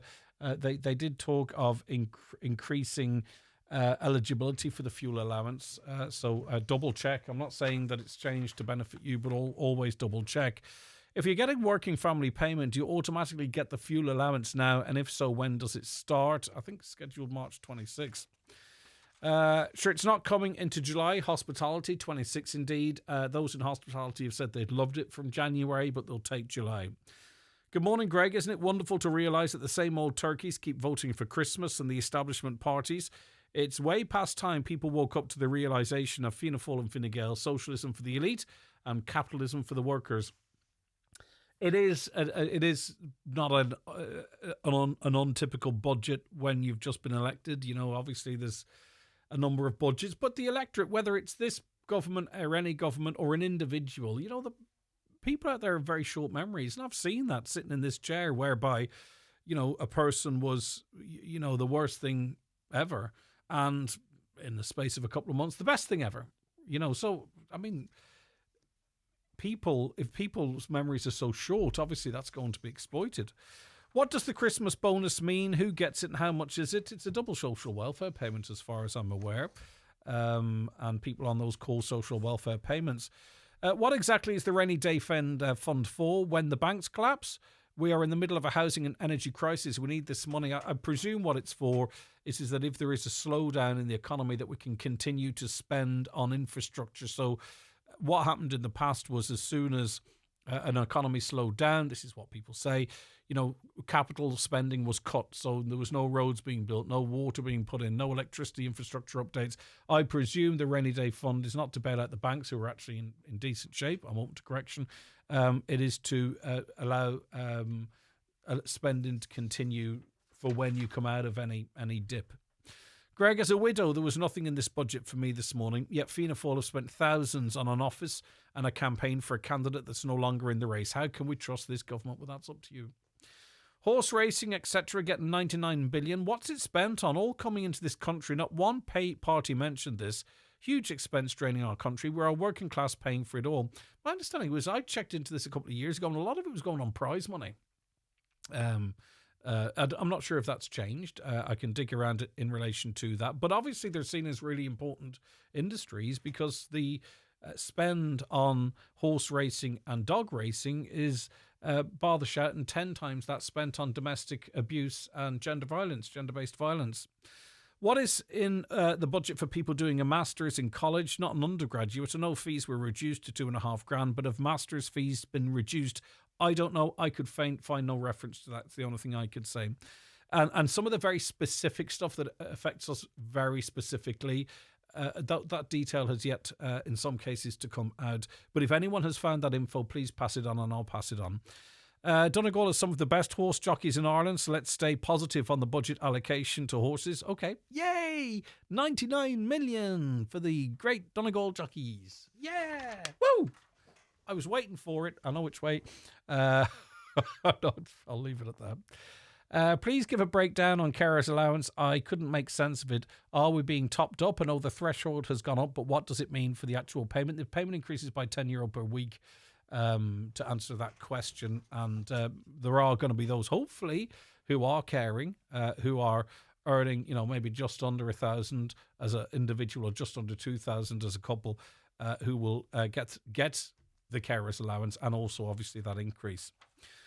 For the €10 rise in social welfare payments, is that per payment, or if you got 3 payments, for example, do you get 1 extra tenner? I don't know. I suspect it would be for the greatest payment that you have, and then a core payment. I'm not sure what kind of payments you're talking about, so can't answer that necessarily specifically. A caller says, the budget no good for the working man or woman. Seen examples last night. People can be worse off in a country where people are struggling already. Listen, you heard from Crona there. Some of this is by design and not accident either. Maybe to cool things down, to calm the bat really, which could end up reducing house prices, etc. It could be all part of a great plan. And when I say great, I'm not calling it great. I mean, in terms of large. A caller says, no real supports for the working person again. We're just keeping the rest of the country. But, of course, big rewards for the business community. And just part of me feels that, and I said this on the show previously, that developers had the government by the ghoulies because they, 40 or 50,000 planning permissions had been awarded and they can just sit on them. They can just sit on them and say, look, you're going to have to we're going to have to make a bit more money before we do that. And now the government's reduced the VAT rate down to 9%, and all of a sudden we're expecting this flood of apartments to be provided, mostly in Dublin, I would imagine. But I mean, it does feel like maybe that industry could have been holding the government ransom in delivering those apartments, because it's not going to reduce the cost of an apartment. It's just going to mean builders, developers, whatever the right phraseology, actually progress if they choose to. But now they make more money, so they might. Do you get where I'm coming from? Did the people living alone get anything? 2-tier budget, one for the Irish and one on asylum seekers who got a huge spend. Greg, I was watching Primetime last night about the budget. As always, they had a group of people in the studio and they were assessing how the budget would affect each of them. What came to my mind was, here we have 2 RTE presenters who are probably on at least €300,000 a year, talking to people about struggling to pay for electricity or buy their own house or send their child to college. There is, and I'm just, I wonder if I were in that position, if you don't face the daily, day-to-day struggles, do you lose the ability actually to ask questions as if you do, or to empathise the way one might? I don't know the presenters you're talking about. They're probably wonderful people. But, if you're a millionaire talking to other millionaires about poor people, and I'm using poor people as Middle Ireland effectively, I don't know. Budget again. Carers allowance for a full-time carer, they're worse off than last year. They got electric credits last year at €250. Who's earning 1,000 a week, working 18 hours a week? The government has framed this to make themselves look good, but it's not good for carers. Is it possible maybe a carer could work more? I know they're caring. I don't know. I'm not in that position, so I can't say. But of course, that's the problem with one-off bonuses, right? You're always going to compare how you were surviving last year with them compared to this year without them. So then when you talk about tenors and fivers and €8, does that mean now too that people in council accommodation now are reassessed for their ability to pay and will see their rent increase most likely? Is that always what happens? I've spoken to people that find that, so they get a pay increase and then they're assessed again financially by the local authority, wherever they might be. And the local authority, right, you've got the ability to pay a little bit extra. And I've seen in the past where half or all of any increase in social welfare effectively end up going back to the state via rent. Any insight into that? Let me know. 08660 25,000. 08660 25,000. Right, so you might remember that we were chatting to Nisa Dolan, who was as part of that flotilla. I do have some audio of that here. No, I don't. There's a couple of videos there. We're going to have to come up with a system that makes it a little bit clearer. But anyway, I can sort that out off air. But yes, Nisa Dolan, her boat that she was on, you remember I said, because I wasn't aware that the flotilla was so strung out, right? So she was a couple of 100 miles away, nautical or other, from the waters where the other boats were intercepted. Well, they reached those waters overnight, and they're trying to deliver humanitarian aid to famine-stricken Gaza. And they have now been, their vessel has now been seized. And whilst some of those who were Irish are already home and have been deported, others now are going into the custody of Israelis. Okay, so let's see here. We got this video in. I can have a listen to this. We can have a listen to this. This is the people on the boat, including Nisa. They're part of the Irish delegation aboard this particular boat. Let's hear what happened. We are two Irish citizens. If you see this video, we have been attacked by the Israeli occupation forces. We appeal to our friends, our family, and our comrades to put pressure on the Irish government to demand our release from Israel as soon as possible. All right, so there you have it. That was Nisa speaking there, who we spoke to earlier in the week. Okay, we'll be back with more on the programme after we take a break. Good luck, by the way, if you're playing the bingo today.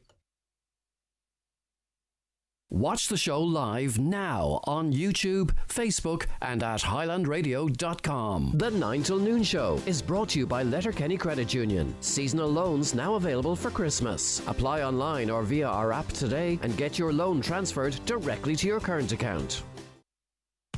Cooney's Home Interior's biggest ever floor clearance sale is now on. It's time for Vision Ireland Bingo on Highland Radio. It's Wednesday, October 8th. Playing on a blue sheet. Reference number is S3. It's week 41.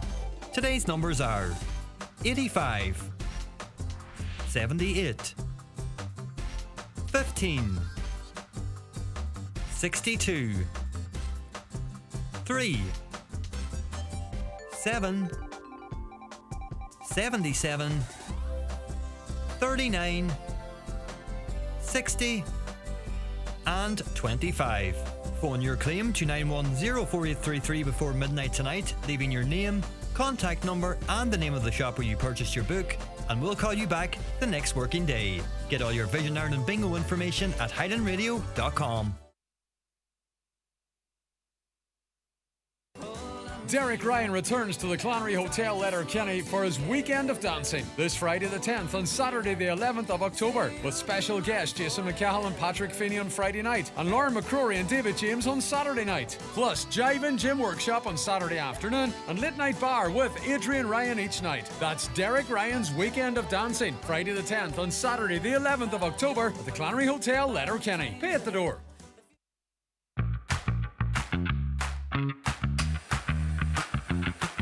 You want a little treat but not chocolate or gelato? Check out this coffee that we made called Bravado. Sit and sip it slowly, or if you're in a rush, it tastes as good on foot or while you wait for the bus. Deliciously different. Get your new favorite cup.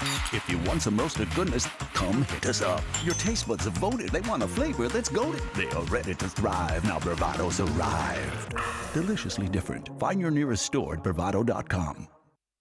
At iMotors, the road to 261 starts on the 16th of October. Join us for our open weekend, where we'll showcase the full Kia and Nissan lineup for 2026. On Saturday the 18th, grab a free DL burger on us. Any customer who pre-orders before the 23rd of December enters a chance to win €10,000. Exclusive at iMotors. Swing by our open weekend and drive into the new year in style. iMotors, fearless generation. At FBD, we've contributed over €400,000 in advertising support to businesses across Ireland since 2024. And in 2026, 15 more lucky businesses will receive €25,000 worth of advertising each to fuel their business dreams. So, whether it's a fully booked month, opening a second store, or growing your team, you can apply at fbd.ie/dreams. FBD Insurance. Support. It's what we do. Competition T's and C's apply. FBD Insurance PLC is regulated by the Central Bank of Ireland. The 9 till noon show is brought to you by Letterkenny Credit Union, offering low-rate car loans with fast approval. Apply online at letterkennycu.ie or in office today. Okay, you're very welcome back to the programme. Thanks so much for keeping us so busy on the phone lines today. It's great to have your interactions. It's critical, actually. 086 60 25,000 is the WhatsApp and text number, 086 60 25,000. Or give us a call on 07491 25,000. The budget, I wasn't sure of the level of public engagement in it, but it's been absolutely huge. And we're hundreds of comments behind, which we hope to get to over the course of the show. In fact, we'll endeavour to do so.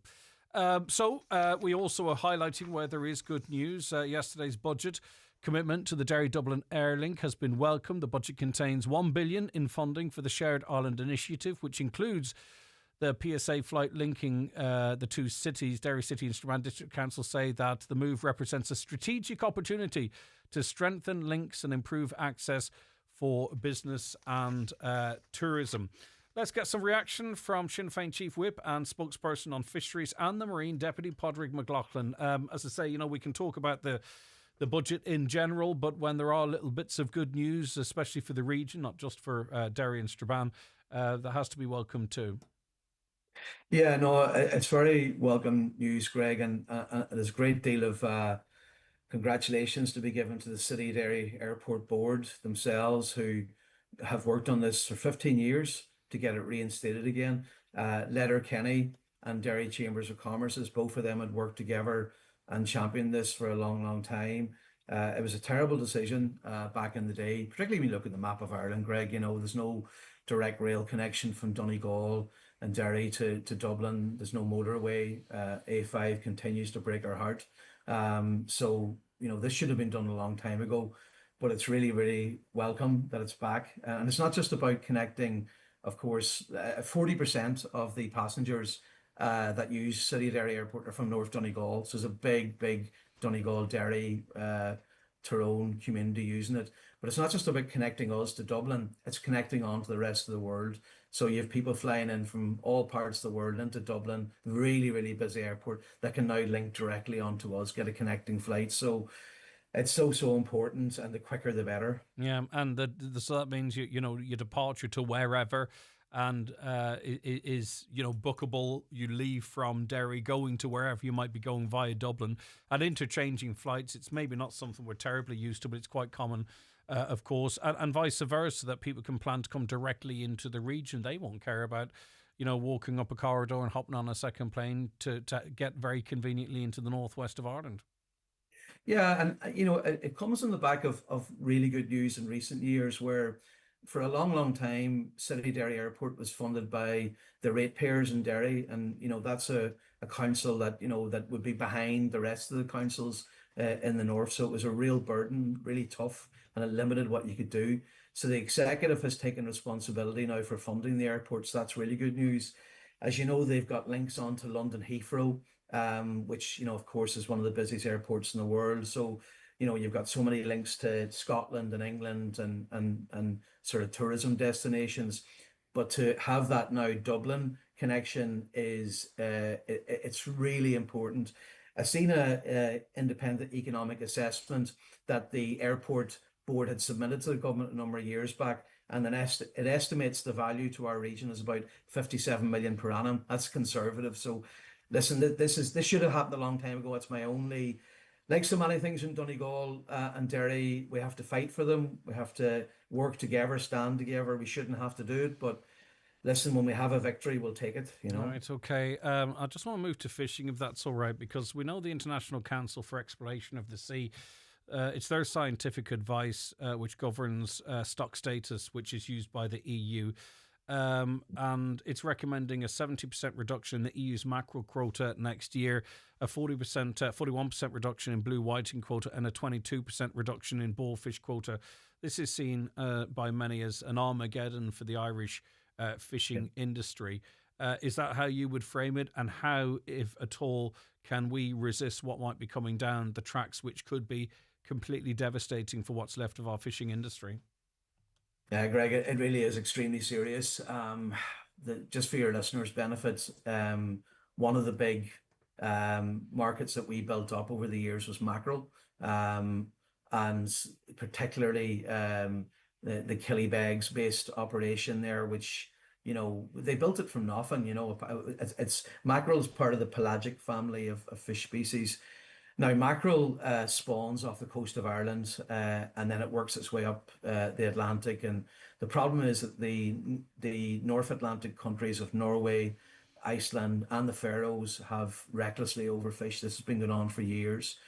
But it's not just them, it's European member corporations that are based in the European Union have invested their money in building up those fleets, and it's European Union corporations that have been recklessly doing this. It's been allowed to happen. It's been going on for years, but the news is basically they've destroyed the mackerel fishery, which is so important to Donegal, but not just Donegal, right down the west coast of Ireland. But does it not make a whole mockery of the whole system that we effectively are now going to pay the price for a lack of policing or for playing loose with the Faroes, Russia, Norway? And if you can trust the data, and it's our industry that is going to pay the price. But like the EU can't sort of relinquish responsibility in relation to this. In fact, because were they governing like they should govern? Were they fair like they should have been fared? Did they control like they should have controlled? It's an over. I don't understand why we always seem to have to pick up the bill for what is dictated to us. This is a big moment for our government, because this is a moment for a reset, a radical reset of the way that we do business in Europe. I mean, what's happened here is that there are corporations in the European Union who get access to cod and Norwegian fisheries, and in return, Norway, Iceland get access to our waters to get a bigger share of blue whiting, which is another species, by the way. Mackerel has been the focus. Blue whiting is down 41%. I mean, it's a disaster. So they've been overfishing across the board and getting rewarded for it, financially rewarded.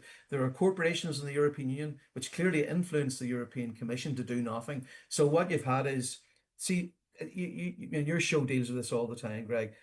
Laws only make sense if they apply equally to everybody.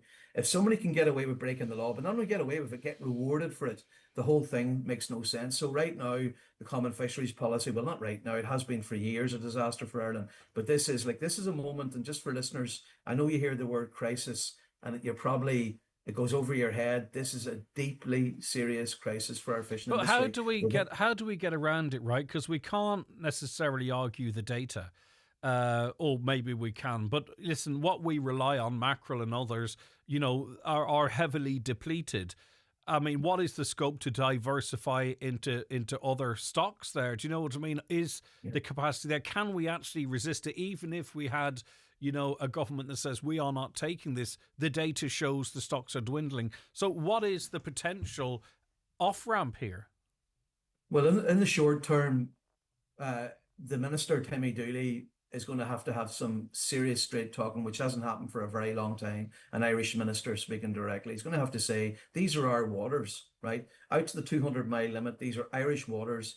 I know they're under the jurisdiction of the Common Fisheries Policy, but you've been screwing us for years, right? Foreign vessels have come in, have got a massive share of the fish in our waters. We have played by the rules. We have been the people who've done the right thing by the science, and we are being screwed. Basically, after Brexit, this is worse than Brexit. Remember the hit we took from Brexit, where we were so unfairly treated? This is actually worse than that. So you have to demand now an emergency solution in terms of access to fish in our own waters that allows our industry to survive. But there also will need to be financial supports, not just for the businesses, because I know some of the fishermen and ancillary workers have been annoyed about this. I want to be clear.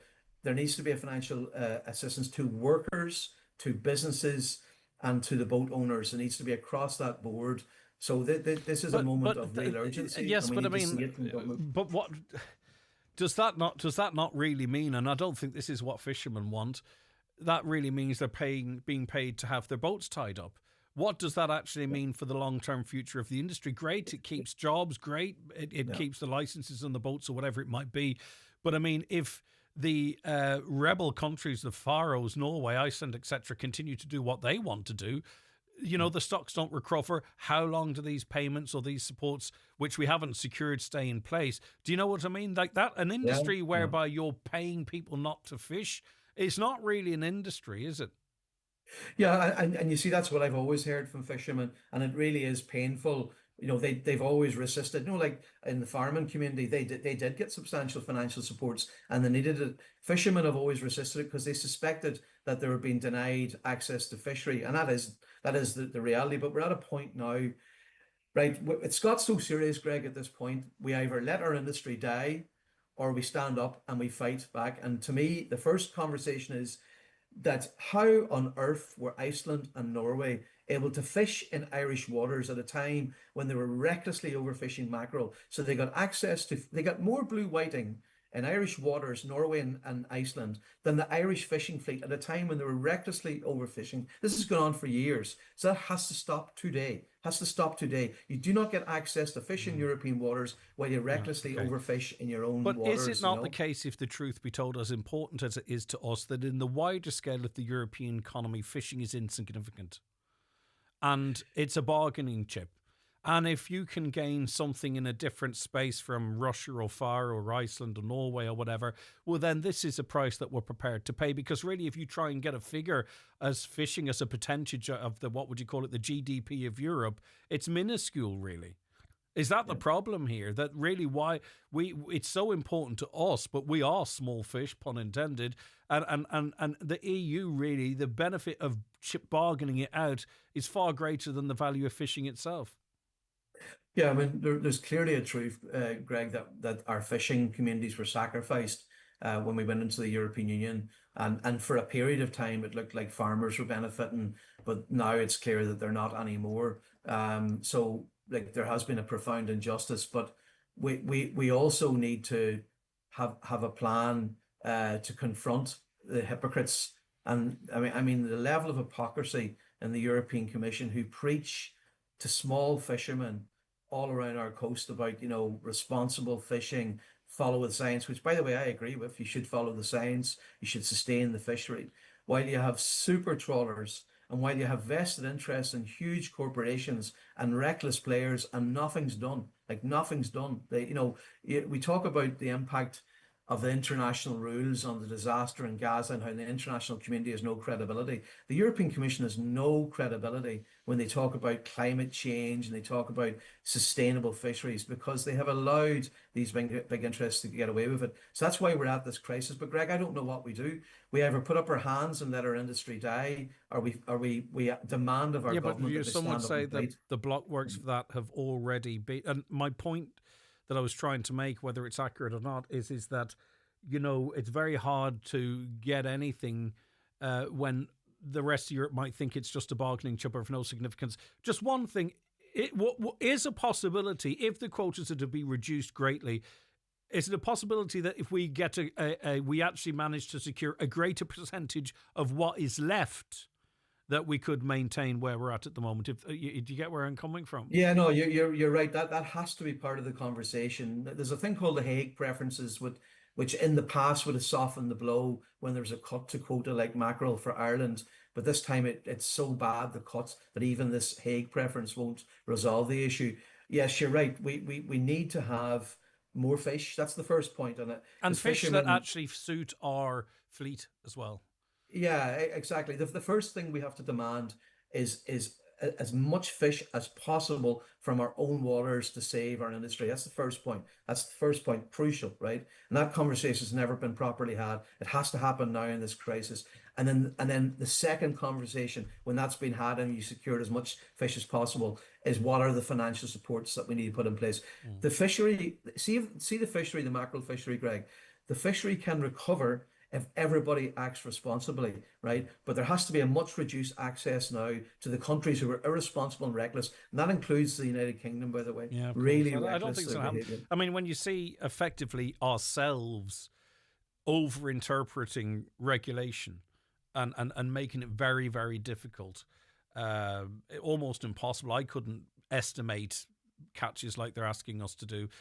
People facing criminal charges in court in this space, and then being squeezed completely out of it by floating factories that you can. It's gaslighting. With a decent pair of binoculars, you can almost see them from Ironmore. I hear a lot of words, not just from the likes of yourself. You have to do what you have to do, but even from Minister Dooley. But it feels to me this is a bit of a fait accompli. The writing's on the wall, and I think we're going to be having solar farms and offshore wind turbines rather than a viable fishing and farming industry going forward. And that's, I hope I'm not right, but unfortunately, that's which way the wind seems to be blowing. Unless we change tact.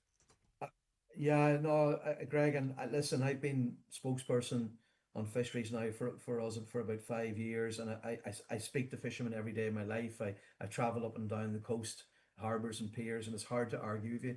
Like I'll be honest with you, I met with islands fishermen there over the weekend, from Ironmore and from Aran Islands off Galway, and I'm going to be honest, I've never been more despondent in a long, long time. And I get out of bed every morning. You hope you can. It's a very tough time, and it's the years of failure, the years of neglect, the years of European Commission hypocrisy and double talk, and here we are now. But I mean, there's people going out in a 20-foot punt, right, dragging up pots with their bare hands, and drones flying over the top of them to make sure everything's, that the licenses are in place or whatever, or landing down on a pier and asking them to get through. And you can see, quite literally, floating factories off the coast. We don't have a navy to talk of anymore because all the boats are tied up, that are allowed to do whatever they want. And you've got three fellas in luminous jackets standing on a pier with their arms crossed, checking that someone's life jacket is in date. I don't mind that. That has to be done, but it's actually really quite actually embarrassing when you look at the whole sector as a whole. It's absolutely. Remember Murren Kavanagh, that fantastic young woman on Ironmore? She wasn't allowed to fish on a hook and line to catch pollock, and yet you have huge super trawlers who catch them in bycatch. Like it is an absolute joke. I mean, I find listen, you've got to try and work out how we save the industry, but it's just heartbreaking what we've done to our fishing communities. It's heartbreaking. Okay, listen, I know we invited you on to talk about but I didn't get a chance to talk about Minister Dooley's recent visit and the whole crisis over there, and we do talk about it, so I appreciate the opportunity, especially given your senior position in this regard, to have that chat. Thank you very much indeed. Thanks, Greg. Appreciate it. All right, Thank you that's very much. Deputy Padraig McLaughlin. Cooney's Home Interior's biggest ever floor clearance sale is now on, with huge savings across all departments, sofas, dining, bedroom. Stock must go to make way for Cooney's largest ever Christmas shop. Sofa sets from $12.99, complete bed from $4.99, table and chairs from $6.99. Thousands of euros to be saved, but hurry, the sale must end 12th of October. Cooney's Home Interior's Letterkenny Retail Park, open 7 days. The 9 till noon show is brought to you by Letterkenny Credit Union. Seasonal loans now available for Christmas. Apply online or via our app today and get your loan transferred directly to your current account. A water conservation order continues to be in place in the Milford area until October 13th to safeguard the water supply for essential purposes. This order follows many months of dry weather, putting the water source under stress. Please do not use a hosepipe or sprinkler and conserve water wherever you can. Together, we can safeguard our water resources. Learn more at water.ie/WCO. Ishke Éireann, delivering water services for Ireland. Milford Tiles, Milford Retail Park. Tiles, bathware and wood flooring. The best quality and value in the Northwest. Fully stocked and ready to go. Fitters and delivery available. 10% off for Mica affected customers. Don't forget to ask about our 5-day bathroom fit out. Call Milford Tiles on 083 091 0707. Joining Parkrun in partnership with VHI? Add an energy boost 30 minutes before the race with foods your body can very easily digest in that time, like a banana, dates, or energy gel. For more running tips and content from VHI, search VHI blog. When it's gone, it's gone. This week's new Wigging at Home Store and More. All living room throws are all half price. But better hurry, because when all our half price living room throws are gone, they're gone. Also, all Halloween decorations are still half price. But when our Halloween decorations and photo frame wiggings are gone, they're definitely gone. Drop by your local Home Store and More. Visit us online at homestoreandmore.ie. Home Store and More. A happy home.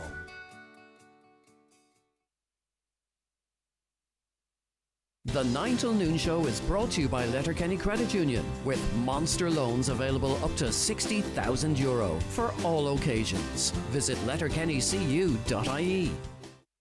As a parent, you always remember the little things, but don't forget the bigger ones. When it comes to child safeguarding, do you know who to speak to in your child's school and clubs? Under Children First, all organisations working with children and young people need to have strong measures in place to safeguard children. To learn more about Children First, visit gov.ie/Children First. We were all children once. Now we are children first. Brought to you by the Government of Ireland. There's plenty to pick up with special offers this week at Dunnes Stores. Like Magnum Classic 3-pack, Bird's Eye Waffles 10-pack and Chicago Town Tiger Crust pizzas. Mix and match any two for €6. Or Tilda Basmati Rice 1 kilogram, Cheerios 800 gram and Pot Noodle multi-packs, now half price. And select Galaxy Minstrels Maltesers and M&M's sharing pouches, also half price. Plus, save more with your 10/50 voucher. Dunnes Stores, always better value. Terms and conditions apply. Vouchers can be used on next grocery shop. When you hear these names, you'll think tries and tackles. But off the pitch, Jamison Gibson Park surfs. Tygburn bakes. And Ryan Baird fishes. Game-changing talent isn't always what you expect. Just like Vodafone Business. We're experts in more than you might think, with cybersecurity, cloud solutions, and collaboration tools. So your business can change the game. Search Your Business Can. It's CFC Interior's 50th anniversary, and we're marking the milestone with our biggest ever sale, the Furniture Show NI 50th edition. Get bigger discounts, more offers and giveaways across all departments. Only at CFC Interiors, Campsie, Derry, Cookstown and Abbey Centre. Hurry, the Furniture Show NI 50th edition sale is now on. Highland Radio weather updates with McElhinney's. It's time to save on autumn essentials with our coats and boots promotion. Spend €100 on women's, men's or kids' coats and boots for 10% off. Offer available for a limited time only. Shop in store or online at mcelhinneys.com today. All right, welcome back to the programme now. Let's get that weather forecast. In fact, I can tell you it's going to be a relatively nice day. Temperatures in the mid-teens. I'll give you a proper one before we go, because I don't want to eat into any further time, because I have Danielle Boner, Donegal Project Coordinator at the Women's Collective Ireland in Donegal, who's a regular enough visitor to these shores. Good morning to you. I seem like a regular now. I was only here in the end of July before I went off for the summer, talking about our research. Obviously. Yeah, exactly. So I'm delighted to be back. Obviously, Caroline asked could we come on today to talk about what we're going to talk about. So. Martina Gillespie is going to help us with this conversation. She's prosthesis fitter at McElhinney's Ballybofey. Thanks, Martina. Thank you. Is that correct? Right. Yeah, that's correct. Thank you. Okay. Right. So we're going to talk about a free event coming up at the end of October, but we're sort of in and around that. I like to talk about these things all year round, okay? But you do get certain months and weeks talking about breast cancer. And it's always important to talk about it, isn't it, Danielle? Yeah, because obviously the last time I was here in a private conversation, I'd said I was diagnosed with breast cancer in 2023. So 2.5 years ago now. And so obviously it's Breast Cancer Awareness Month now. And obviously people heighten up awareness, and obviously people who've had breast cancer talk about it all year round. But for me, one of the things that I wanted to maybe obviously I have a connection with you guys to highlight was the service if you have had breast cancer that are there. And one of the services is with McElhinney's in terms of bras, because bras are really important, obviously for the supports after your surgery. And I never found out about it until 6 months post-surgery. Oh, really? Yeah. Okay. And it was a real shock because I'm not going to name the shop, but a certain shop, I just sort of went in there and sort of found, because I wasn't really given any guidance on what I should be doing to support myself there. And I just sort of went into that particular shop and got the most comfortable non-wire bra. And I thought for like gave you firm fitting. And I thought, oh, that would be grand.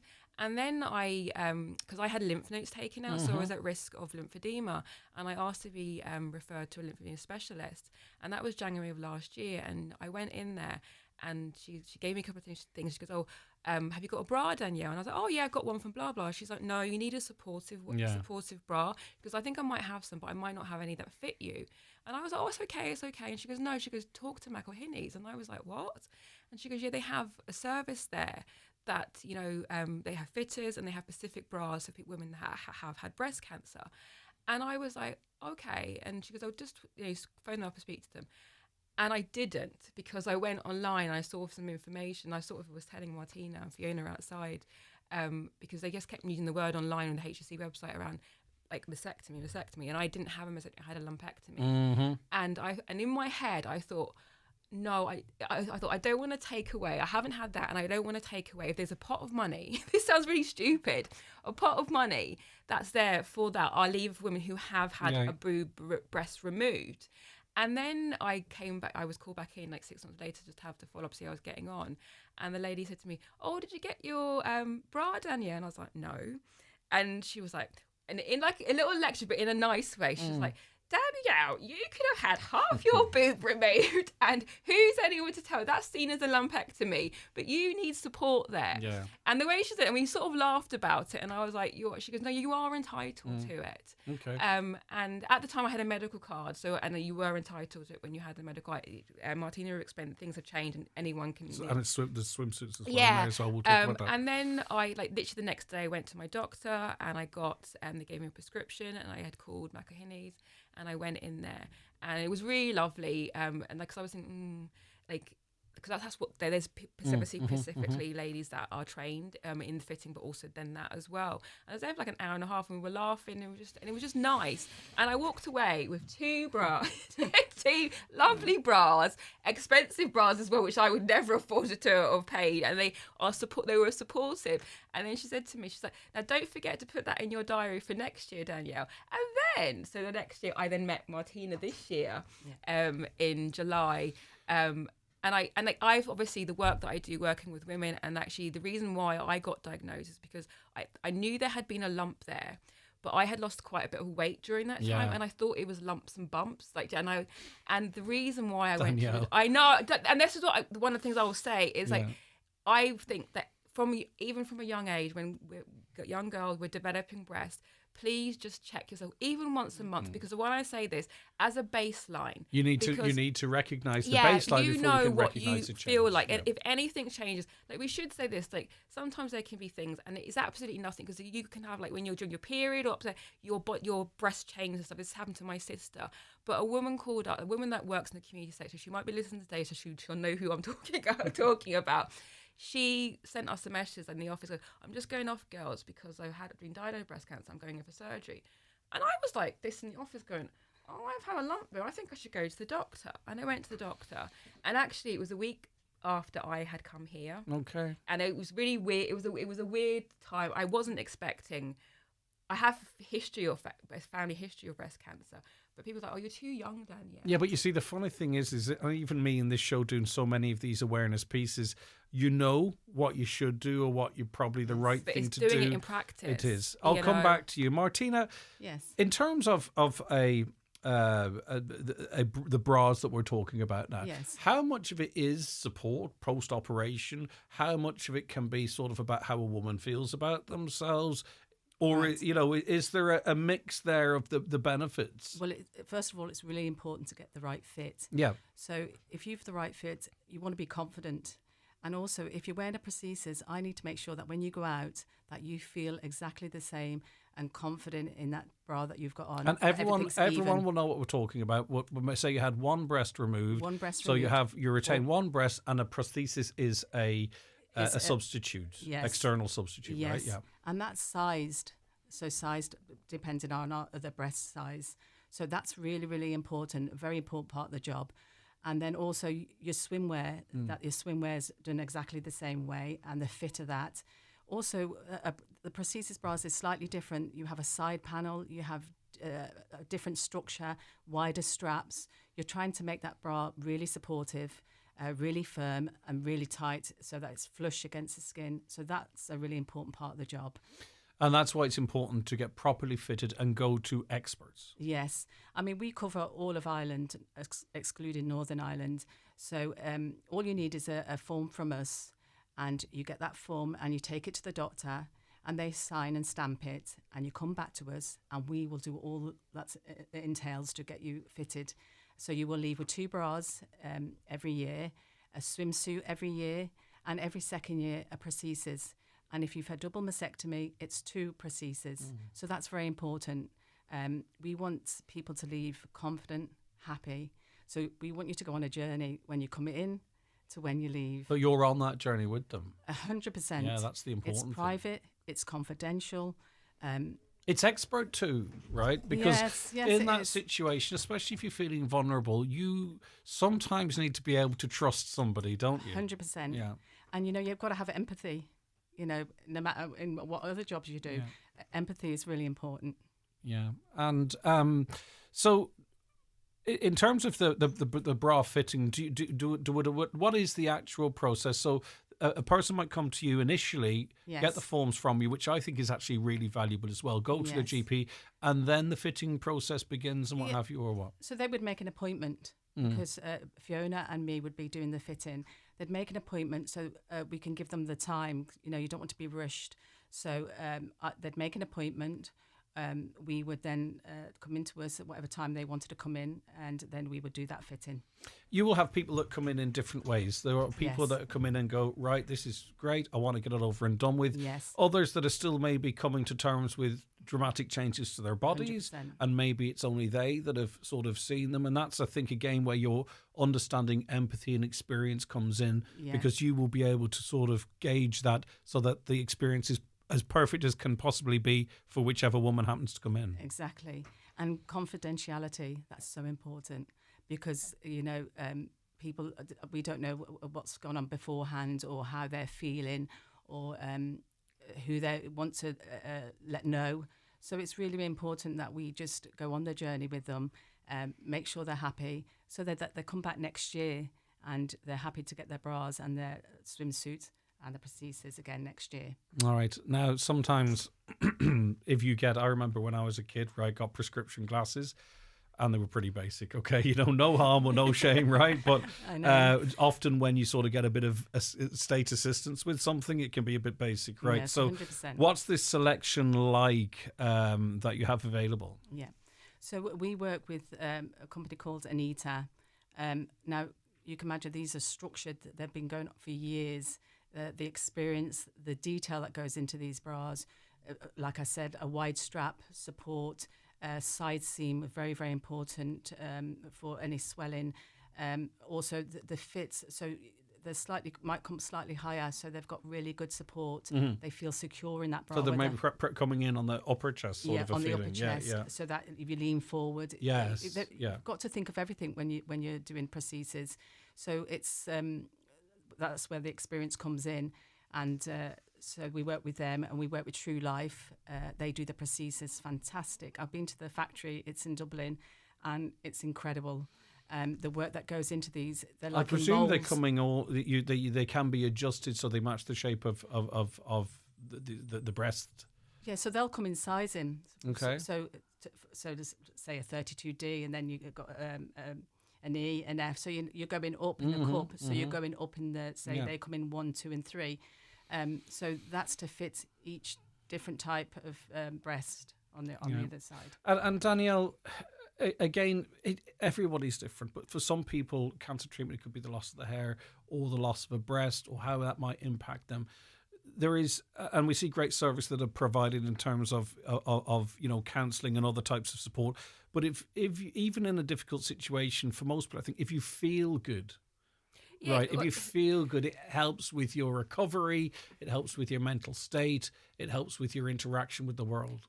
It's a bit of normality, because I'm speaking for myself, but I know I'm obviously speaking to other ladies. Like, it is a journey. Like, you can have some good days where you sort of don't think about it, and then it'll pop into your head, and you'll be like, "Oh yeah, I've been through that." Like for me and the other ladies I was speaking to, like that that year afterwards can be the worst from a mental health side of point of view, because you're really processing stuff. But like, it's the little things that can make a difference. Like, usually we're talking about the counselling, like the Northwest Cancer Care, like I did counselling with them. They were absolutely amazing, helped me, grounded me. And then obviously thinking, actually, I do need support, like structurally there, knowing that I could go into Michael Hinney's, because the amount of women that I have come into contact with over the last year and did not know. I was like, the lady, that reason why I went, she had a mastectomy. Do you know she what? didn't Can I know hold about. you for a second? I have to take a break for the news, right? But there's just a couple more questions. Can you stay for 5 minutes after the 11 o'clock news? Is that okay? Yes, I can. Because there are just a couple of questions I think might be critical to this whole conversation. So Danielle and Martina's going to stay with us. I'm going to take a break, then the news, and then we'll finish up our chat with the ladies. If you're going through a difficult time, you're not alone. There are now more mental health support services available for men. These include free counselling sessions, in person or online, as well as confidential phone support, available 7 days a week. Getting support can make a real difference to you and your loved ones. To find out more about the full range of free services available, visit yourmentalhealth.ie/men. From the HSE. Your local civil defence is now recruiting volunteers. Train in search and rescue, boating, medical response, communications, catering and more. Learning skills that could help build your career. Anyone over 18 can apply to join, and every county has its own civil defence unit. Make lasting friendships while learning essential skills that can save lives. For more information on how to join, go to civildefence.ie/join. Electric Ireland Superhomes can help you achieve a cosier, healthier and more energy efficient home, and one with less carbon emissions. They look after your home's retrofit from start to finish, including management of SEAI grants. Visit electricirelandsuperhomes.ie and start your journey to a superhome today. Grants offered are provided by the Government of Ireland through the SEAI. It's Cabaret 25 at Harvey's Point. We start again on Wednesday, September the 3rd, and every Wednesday until November the 5th. An amazing lineup of stars, gourmet food, the warmest of welcomes, and all in the beautiful surrounds of Harvey's Point on Lough Esk, Donegal town. Book today 074 972 2208 or harveyspoint.com. The Harvey's Point Cabaret, a night not to be missed. Would you like to join Highland Radio's award-winning news and current affairs team? We're seeking a full-time journalist. The successful applicant will be integral to the delivery of local news and current affairs across our broadcast and digital platforms. The role is highly hands-on and requires a keen interest in the issues and people of our community. You can apply by forwarding your CV to Greg Hughes at highlandradio.com or by post to Head of News, Highland Radio, Mountaintop, Letterkenny, County Donegal. Applications close on Friday the 17th of October. The 9 till noon show with Letterkenny Credit Union, now offering mortgages from €40,000 to €600,000 with no hidden fees or transaction charges. Letterkenny Credit Union, 9102127.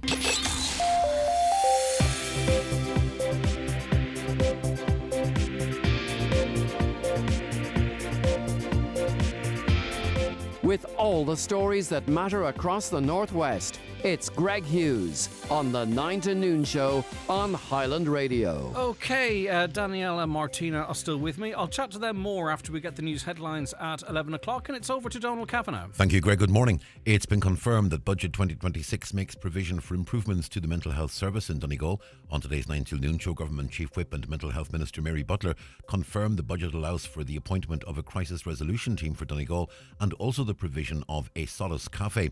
She told Greg Hughes this will address a real need in the county. The PSNI says a significant sum of money has been stolen from a cash and transit van in County Tyrone after masked men wearing boiler suits carried out an armed robbery in Ochnacloy. It's believed they were armed with guns. No one was injured in the incident. It happened at around 6:30 this morning at a petrol station on the Caledon Road in Ochnacloy. Ishka Aaron says mains repair works are taking place in a number of areas of the county this morning. Works at Ballyholy, Rafo and surrounding areas may cause disruptions until around about 3 o'clock this afternoon. In North Inishowen, repairs to a burst water main may cause supply disruptions to Mallinhead, Ballygorman, Ballyhillian and surrounding areas. Works set to take place there until 4. And in Rafo, valve installation works are underway. They're set to take place until 2 o'clock this afternoon.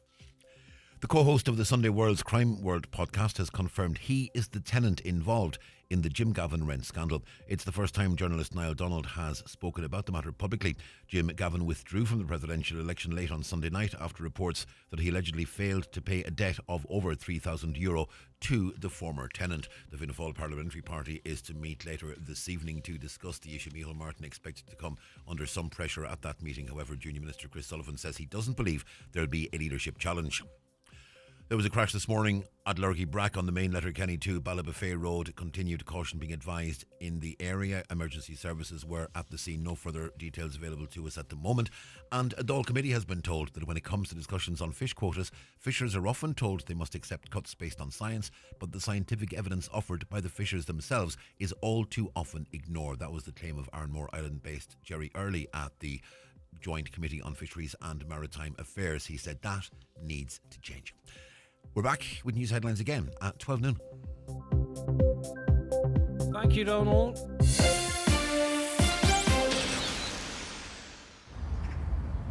Yeah, we're good mates, yeah. Look, I'm always there for him, 100%, through thick and thin. And sure, he likes having me around. Anytime he's going out, I'll get the shout, you know. And someday, I'll probably kill him. Smoking isn't the friend you think it is. Quit for 28 days and start taking back control. Find out how at quit.ie or free phone 1800 201 203 from the HSE. I'm in conversation with Danielle Boner, Donegal Project Coordinator at Women's Collective Ireland in Donegal, and Martina Gillespie, prosthesis fitter at McElhenny's Ballybofey. Because on Thursday the 30th of October there's a free bra fitting event taking place for those who've had breast cancer and those who have undergone mastectomy surgery. It's in the new lingerie room in McElhenny's store in Ballybofey. It runs from 6:30 until 8 p.m. and the McElhenny service of course focuses on confidentiality. There's a private fitting room, as you would imagine, trained bra and breast foam fitters, and you're invited to avail of a beautiful selection of mastectomy bras, prosthesis and mastectomy swimwear. So this event at the end of October, is it part of what we've been speaking about up until now, Martina, or is this an additional service? No, it's what we've been talking about, you know, and bring awareness. So it's just a follow-on, really, and make people more confident. So that's... We've had a few calls about qualifying for bras or swimsuits and prosthesis for that matter. So could you just run through what people can avail of and who can avail of it? Yes, I will. So we cover all of Ireland, as I said, excluding Northern Ireland. So anybody who has a medical card or non-medical card holders can now avail of the service. You will need the form, which we will get from us, and then you get that completed and signed by the doctor. There's no means tested. It's just you fill out your form, you bring it into us, and then we do the whole process. So you don't have to even worry about that side. You just come in and get your items that you need. So that's really the service. Okay, and in terms of the prosthesis, is that one to cover the 2 years? And is there any advice in, an item being having close skin contact for a particular amount of time or what have you? Yeah. So so what you would get with that, with your form when you come in, so you're entitled to 2 bras every year, plus 1 swimsuit every year. If you're wearing a mastectomy, you would, a prosthesis. If you need a mastectomy, no problem. If you need a prosthesis, then you get a prosthesis every 2nd year. If you have a double mastectomy, you get that every 2nd year as well. Okay, and it might be open to people if they believe they need more than one. Yes, but the state provides for one. Yes, isn't that correct? Yes, okay, that's right. And just to focus again on the experience, the expertise that you have, the understanding that you have. you take the women by the hand through this process as much as they want. That's right, from the start to the finish. As long as they need us. Okay, brilliant stuff. And Danielle, of course, just the wider conversation again. We might have all the information, but we have to act on it as well too. Yeah. And I think what you said, and this applies to lads as well, by the way, in different areas. 10% of men of diagnosis are men. Yeah, exactly. So know your body. You're in the shower hopefully once or twice a week at least. And even if you have young daughters as well, I think if you plant that seed around just checking ourselves, having that baseline, and then you can if something's changed. And the majority of, and this is the truth, the majority of these things can be benign or what have you. But I had at the same time, a couple of months after my sister, there was an issue with my sister, and she was like, "Oh God, not again," sort of thing. And it was actually, I can't remember the name, but it's like the fibrary things, and it was hormonal as well. And quite often it can be it's those, But so if you're under 50 and you spot something, please go to your doctors, because they will check you and then potentially refer you to the clinic. Please also aware, in Donegal Town, we now have the breast check bus. I know it wasn't Letterkenny, but I know I live in Donegal Town now, so that's where I know. Yeah. And they're giving a push for women to go. Well, it's reliant. The ever presence of services like this are reliant on people using them and going to your appointments. I think it wasn't there for a good while, and they really fought to get it back in Donegal Town. So it's at the public service building, and you can literally go onto the breast check and put in your 50, put in your details, and you can get an appointment that way. So you don't even have to speak to anybody. It can be all done online, and you just turn up for those. And also too, such is the nature of cancers, if you go and everything's good, that doesn't mean you don't keep checking yourself, because you never ever know. You always sort of, I think, have to advocate for yourself and trust yourself and know your body as well. Remind us one more time then, Martina, about this event at the end of October. Yeah, so everyone's welcome to come along. Obviously there'll be information, there'll be fittings. So it's nice and you get a bit more confident when you see the lingerie department, see where it is, and meet us as well, and meet the fitters. Apartment. It's massive now. Yes, it is. It's really lovely. It's lovely. And just, I go in, see it, have a cup of tea, coffee, meet the ladies, and put your mind at ease. And I think it's just, and it's important too that we're lucky that this is here, because I know you service the whole of the 26 counties of such, and that's based on the fact that this is a scheme that is separate to what might be there in Northern Ireland. But I think to have not just the business that will do it, but actually the empathy and the understanding of that this is not a clinical, you know what I'm on about, that it is, you're treated like a real person. Yes. And that's an important and you part. get, and I have to say, the bras aren't horrible bras either. They're actually nice. They got. I was trying to hint at that little earlier, I know. But no one took me up on it. They are lovely, and it's important for any lady, but especially if you've had breast cancer, like those thick bras and the difference it feels like. You literally feel the difference, and they're nicely patterned. So they're not horrible bras, and I have to say I saw the receipt that I had last year and this year, and they're expensive bras as well. So ladies, take the treat while you can as well. It's an important service. It's, as I said, we need to all avail of it. That's the whole idea. You don't always get that kind of service. No, you don't. But this is about awareness of making people know that it's there. Yeah. Yes. Right. Okay. And we will have reached people today that are going like, okay. One other thing. Sorry, if someone is late to this information, is there a cut-off time post-surgery or post-treatment that they can avail of this? I wonder, or is that too specific a question? Do you know what I mean? So say someone wasn't aware of this situation, had a mastectomy last year? Or? No, absolutely not. Okay. Whenever they want to come in, it doesn't matter if it's, as long as they know, that if they find out about the service and are happy, just come on through and we'll give them all the information. Okay. And the forms are there, by the way, so they help you with the forms so you know what to go to your GP, and the GP knows anyway. But again, I'm just trying to make sure that people don't stick up the little barriers that we tend to do on ourselves. That's what I'm trying to make sure, that those barriers aren't there. Danielle, always lovely to have you on. It's Bonner, isn't it? I keep calling you Bonner, but it's Bonner. You see, I know that. Danielle Bonner. I've done loads. It's Bonner. All right, okay. Martina Gillespie. I can't get that wrong. Yeah. Thanks. Listen, thanks very much indeed. And if anyone wants to contact in advance, you can call McElhenney's, email as well too. If you have any questions or fears that need allaying, why might they, about the service generally or about this event on the 30th of October, Martina? Yeah, probably better if they call us. They're probably more comfortable with. All right, 91311217. Yeah. All right, take care of yourselves. Thanks very much. Thank you. Thanks very much. The county's #1 talk show, The 9 till Noon Show on Highland Radio. The 9 till Noon Show is brought to you by Letterkenny Credit Union. Digital loans now available. Apply online or via our app today and get your loan transferred directly to your current account. Mary here from the cosmetic department at McGee's Chemist to let you know that Loncombe have a great beauty gift available here this week. Buy 2 Loncombe products, want to be skincare, and you'll get a free 7-piece gift of your choice of either Renergy or Hydroscent travel size creams and more iconic Loncombe products. This offer is available until Saturday the 11th of October, or while stocks last. Some T's and C's apply. For any skincare advice, you can always talk to myself or any staff member here at McGee's Chemist, Main Street, Letterkenny. Attention students, TFI Local Link bus services available nationwide can connect you to a wide range of colleges all year round.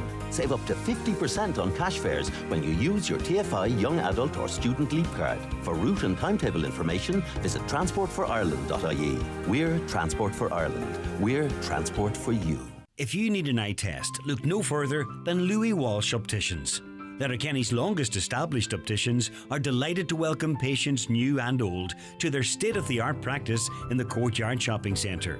Their latest technology includes a 3D OCT retinal camera, which assesses the health of your eyes in minutes. Private, medical card and PRSI patients welcome. Call 91 21000 to arrange your eye test. Louis Walsh Opticians, Letterkenny. Your vision, our focus. It's October, and you know what that means. It's time for the annual Oktoberfest sale at Easy Living Furniture. Celebrate in style with huge reductions on old apartments. From plush sofas and dreamy mattresses to eye-catching dining sets and stylish accessories. We have everything to make your home feel autumn ready. Shop the Oktoberfest sale, exclusive to Easy Living Furniture. Crescent Link Retail Park, Derry, Londonderry. Don't miss out on the sale of the season. Shekelatha ama Highland Radio. Arna Dortugad ag Airgrid. Uproar agus forbor an go letrahas na Héireann. Airgrid. Pobal a guachtu, era a guachtu. Teshe. The time now is just approaching 14 minutes past 11. You're very welcome back to the programme.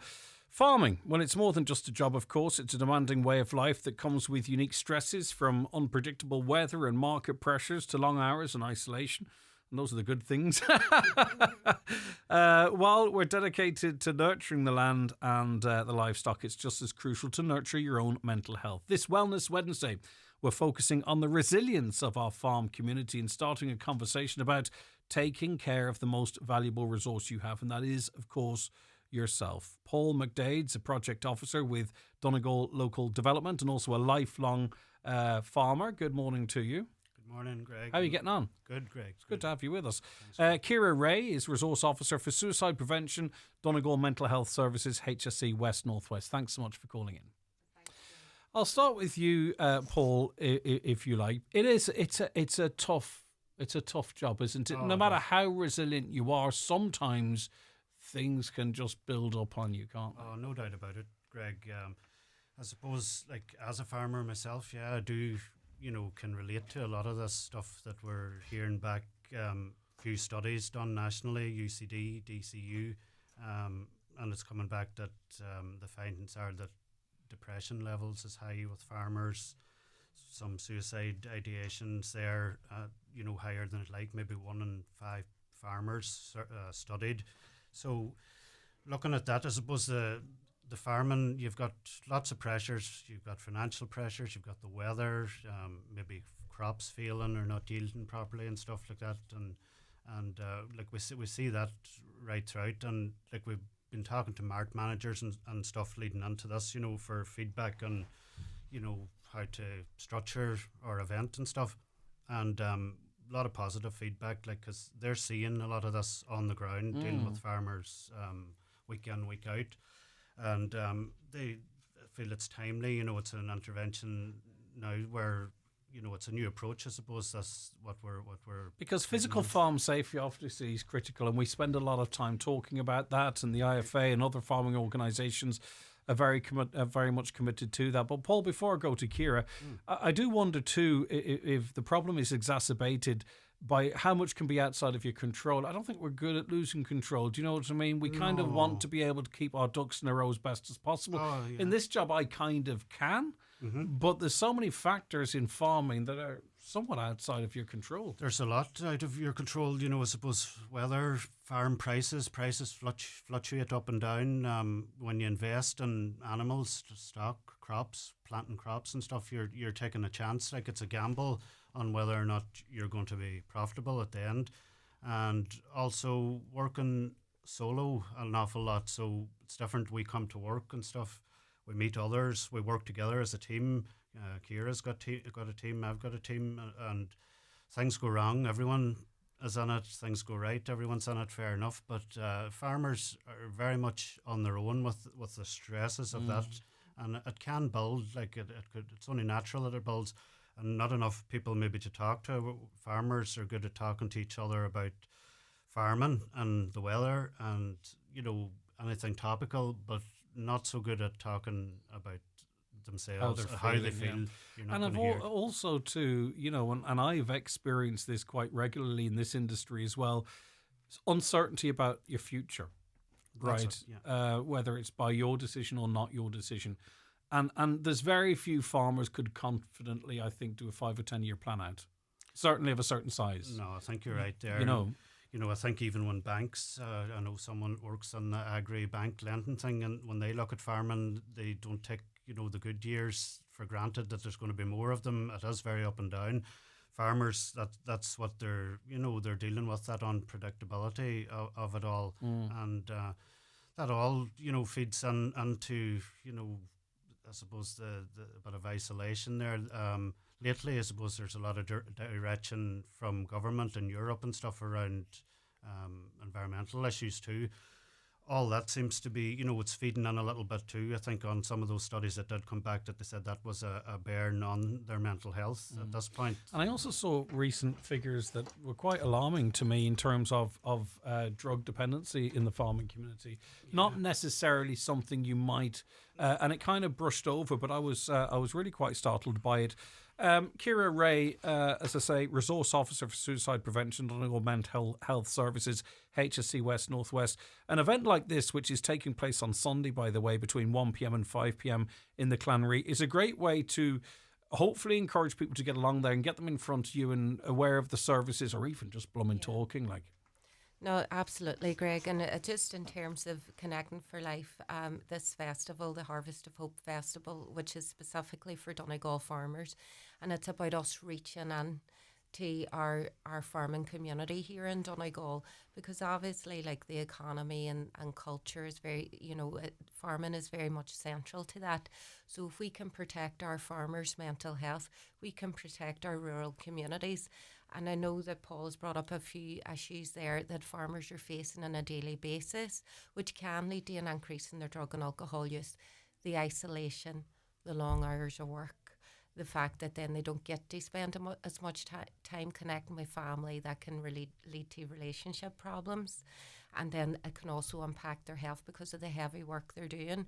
So we also know, as Paul said, because of farming as an occupation, and because of the nature of it, there's that ultra independence, that self-reliance, that it's nearly counterintuitive for farmers to reach out for support. which is why we have to really emphasise the importance of getting along to this, right? Because that's probably, that first step is one of the most challenging first steps we have to convince people to take. Yeah, because the stigma is still very much present, you know, and stigma creates shame, it creates fear, it makes it difficult for people to reach out and ask for help. So events like this are extremely important to create a more compassionate and caring community in our farming community, where people, if they need to, do feel safe enough to reach out and get the help that they need.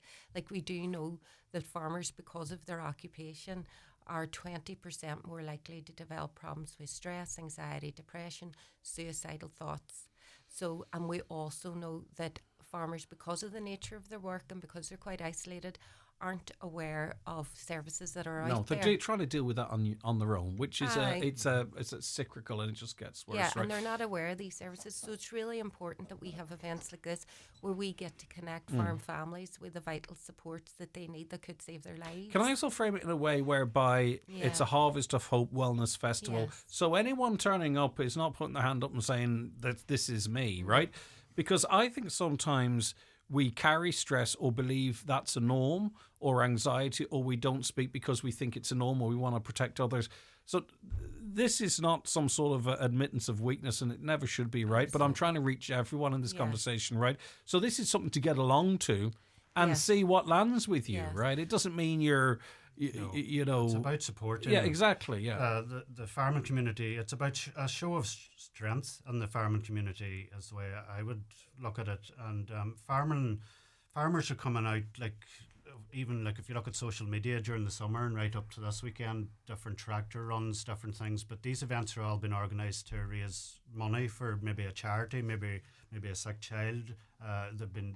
Farmers are, the first to show up and give their time, take the time and support others. And this event's about supporting each other, supporting themselves.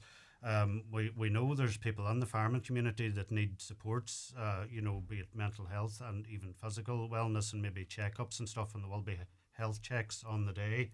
But this is about encouraging each other, need to come out in a big way, and people that sort of would need to be in the room will be in the room then, when they have the support of their neighbours and friends. The event is quite unique, Greg, because it really is focused around a celebration of the farming community culture. Exactly. So the focus is very much on coming out, having fun, safe environment, social environment. We will have a couple of speakers that will talk a little bit about, resilience and how to cope with the unique stressors that face the farming community specifically. But the focus is on a celebration. We'll be having a lot of Can I run country through? music. Can I run through what's on so people get that? And it's a really good point that you make there. So it's a relaxed, welcoming atmosphere. Free goodie bags for the first 200 attendees. Free food and refreshments. A tractor showcase, so you can bring along your own tractor for a chance to win prizes.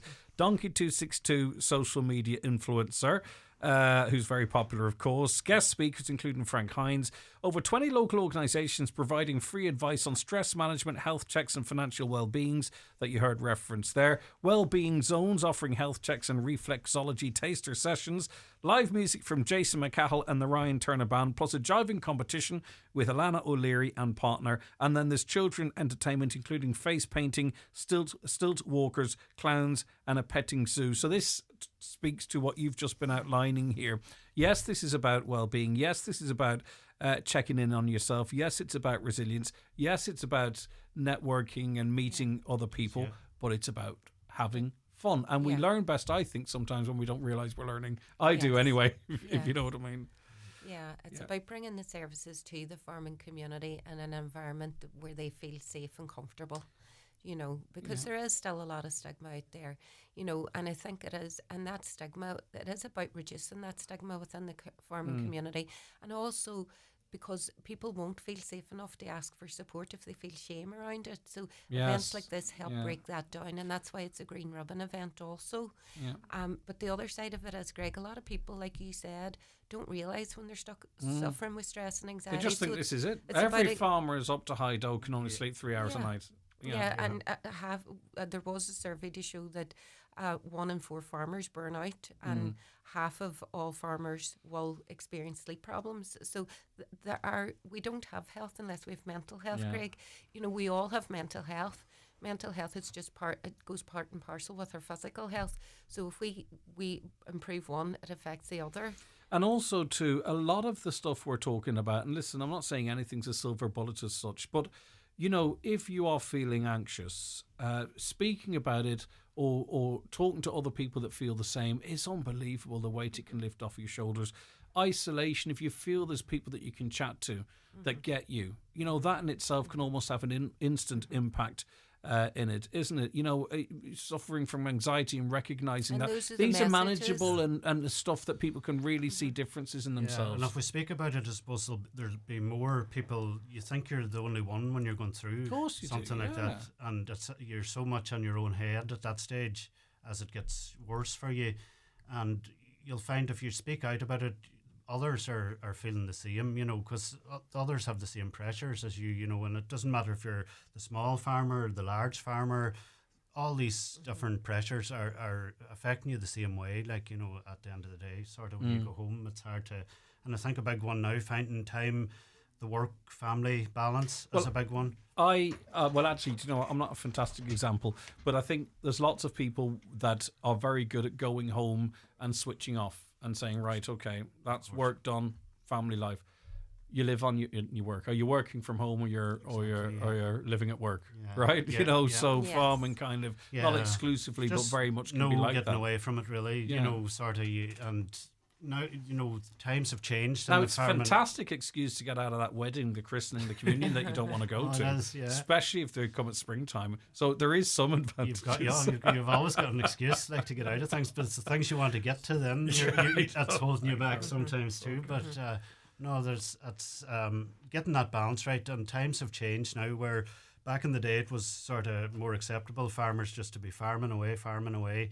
Maybe not giving the time into the house and to the home and taking kids places. But now, younger generation of farmers out there, there's, coming along, and lady farmers too, women farmers and all. There has to be time made for the farming or for the family, and they're making, that's a stress in itself too, juggling those things, like, and the paperwork and every other blooming thing. You've got kids. Right, so it's on Sunday. It runs from 1 to 5 p.m. It's a Clanry hotel, which means there's loads of parking and loads of internal space. The organisers want families, farmers, neighbours and friends to come along. It's free. You don't have to book. If you're one of the first 200, you get a goodie bag. There's live music, there's jiving, and then there's areas that you can go in and check in on yourself. So it's a short shop, 4 hours. And you know what? I think the challenge for a lot of farmers actually to say, stop making excuses. You can free up the 4 hours for Sunday.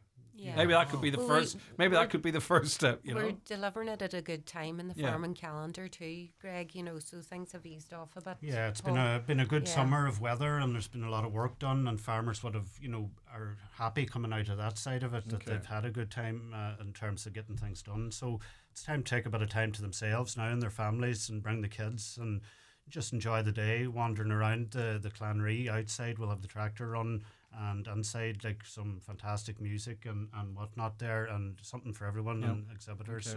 So Ciara, obviously we're talking about this in the context of this 4 hours on this particular day, but there are helps and services they're always available, and sometimes it could just be a conversation that somebody needs. So absolutely, maybe you can't get to Letterkenny, or this type of an event isn't for you. But if you recognise yourself in some of what we've been talking about, how do people access support? Yeah, well, I suppose there's the PIATA number, which is 1-800-247-247, and the Samaritans are available at 116-123. If somebody is in a mental health crisis and they need to be seen straight away, we always recommend they go straight to ED, ring 999 or 122.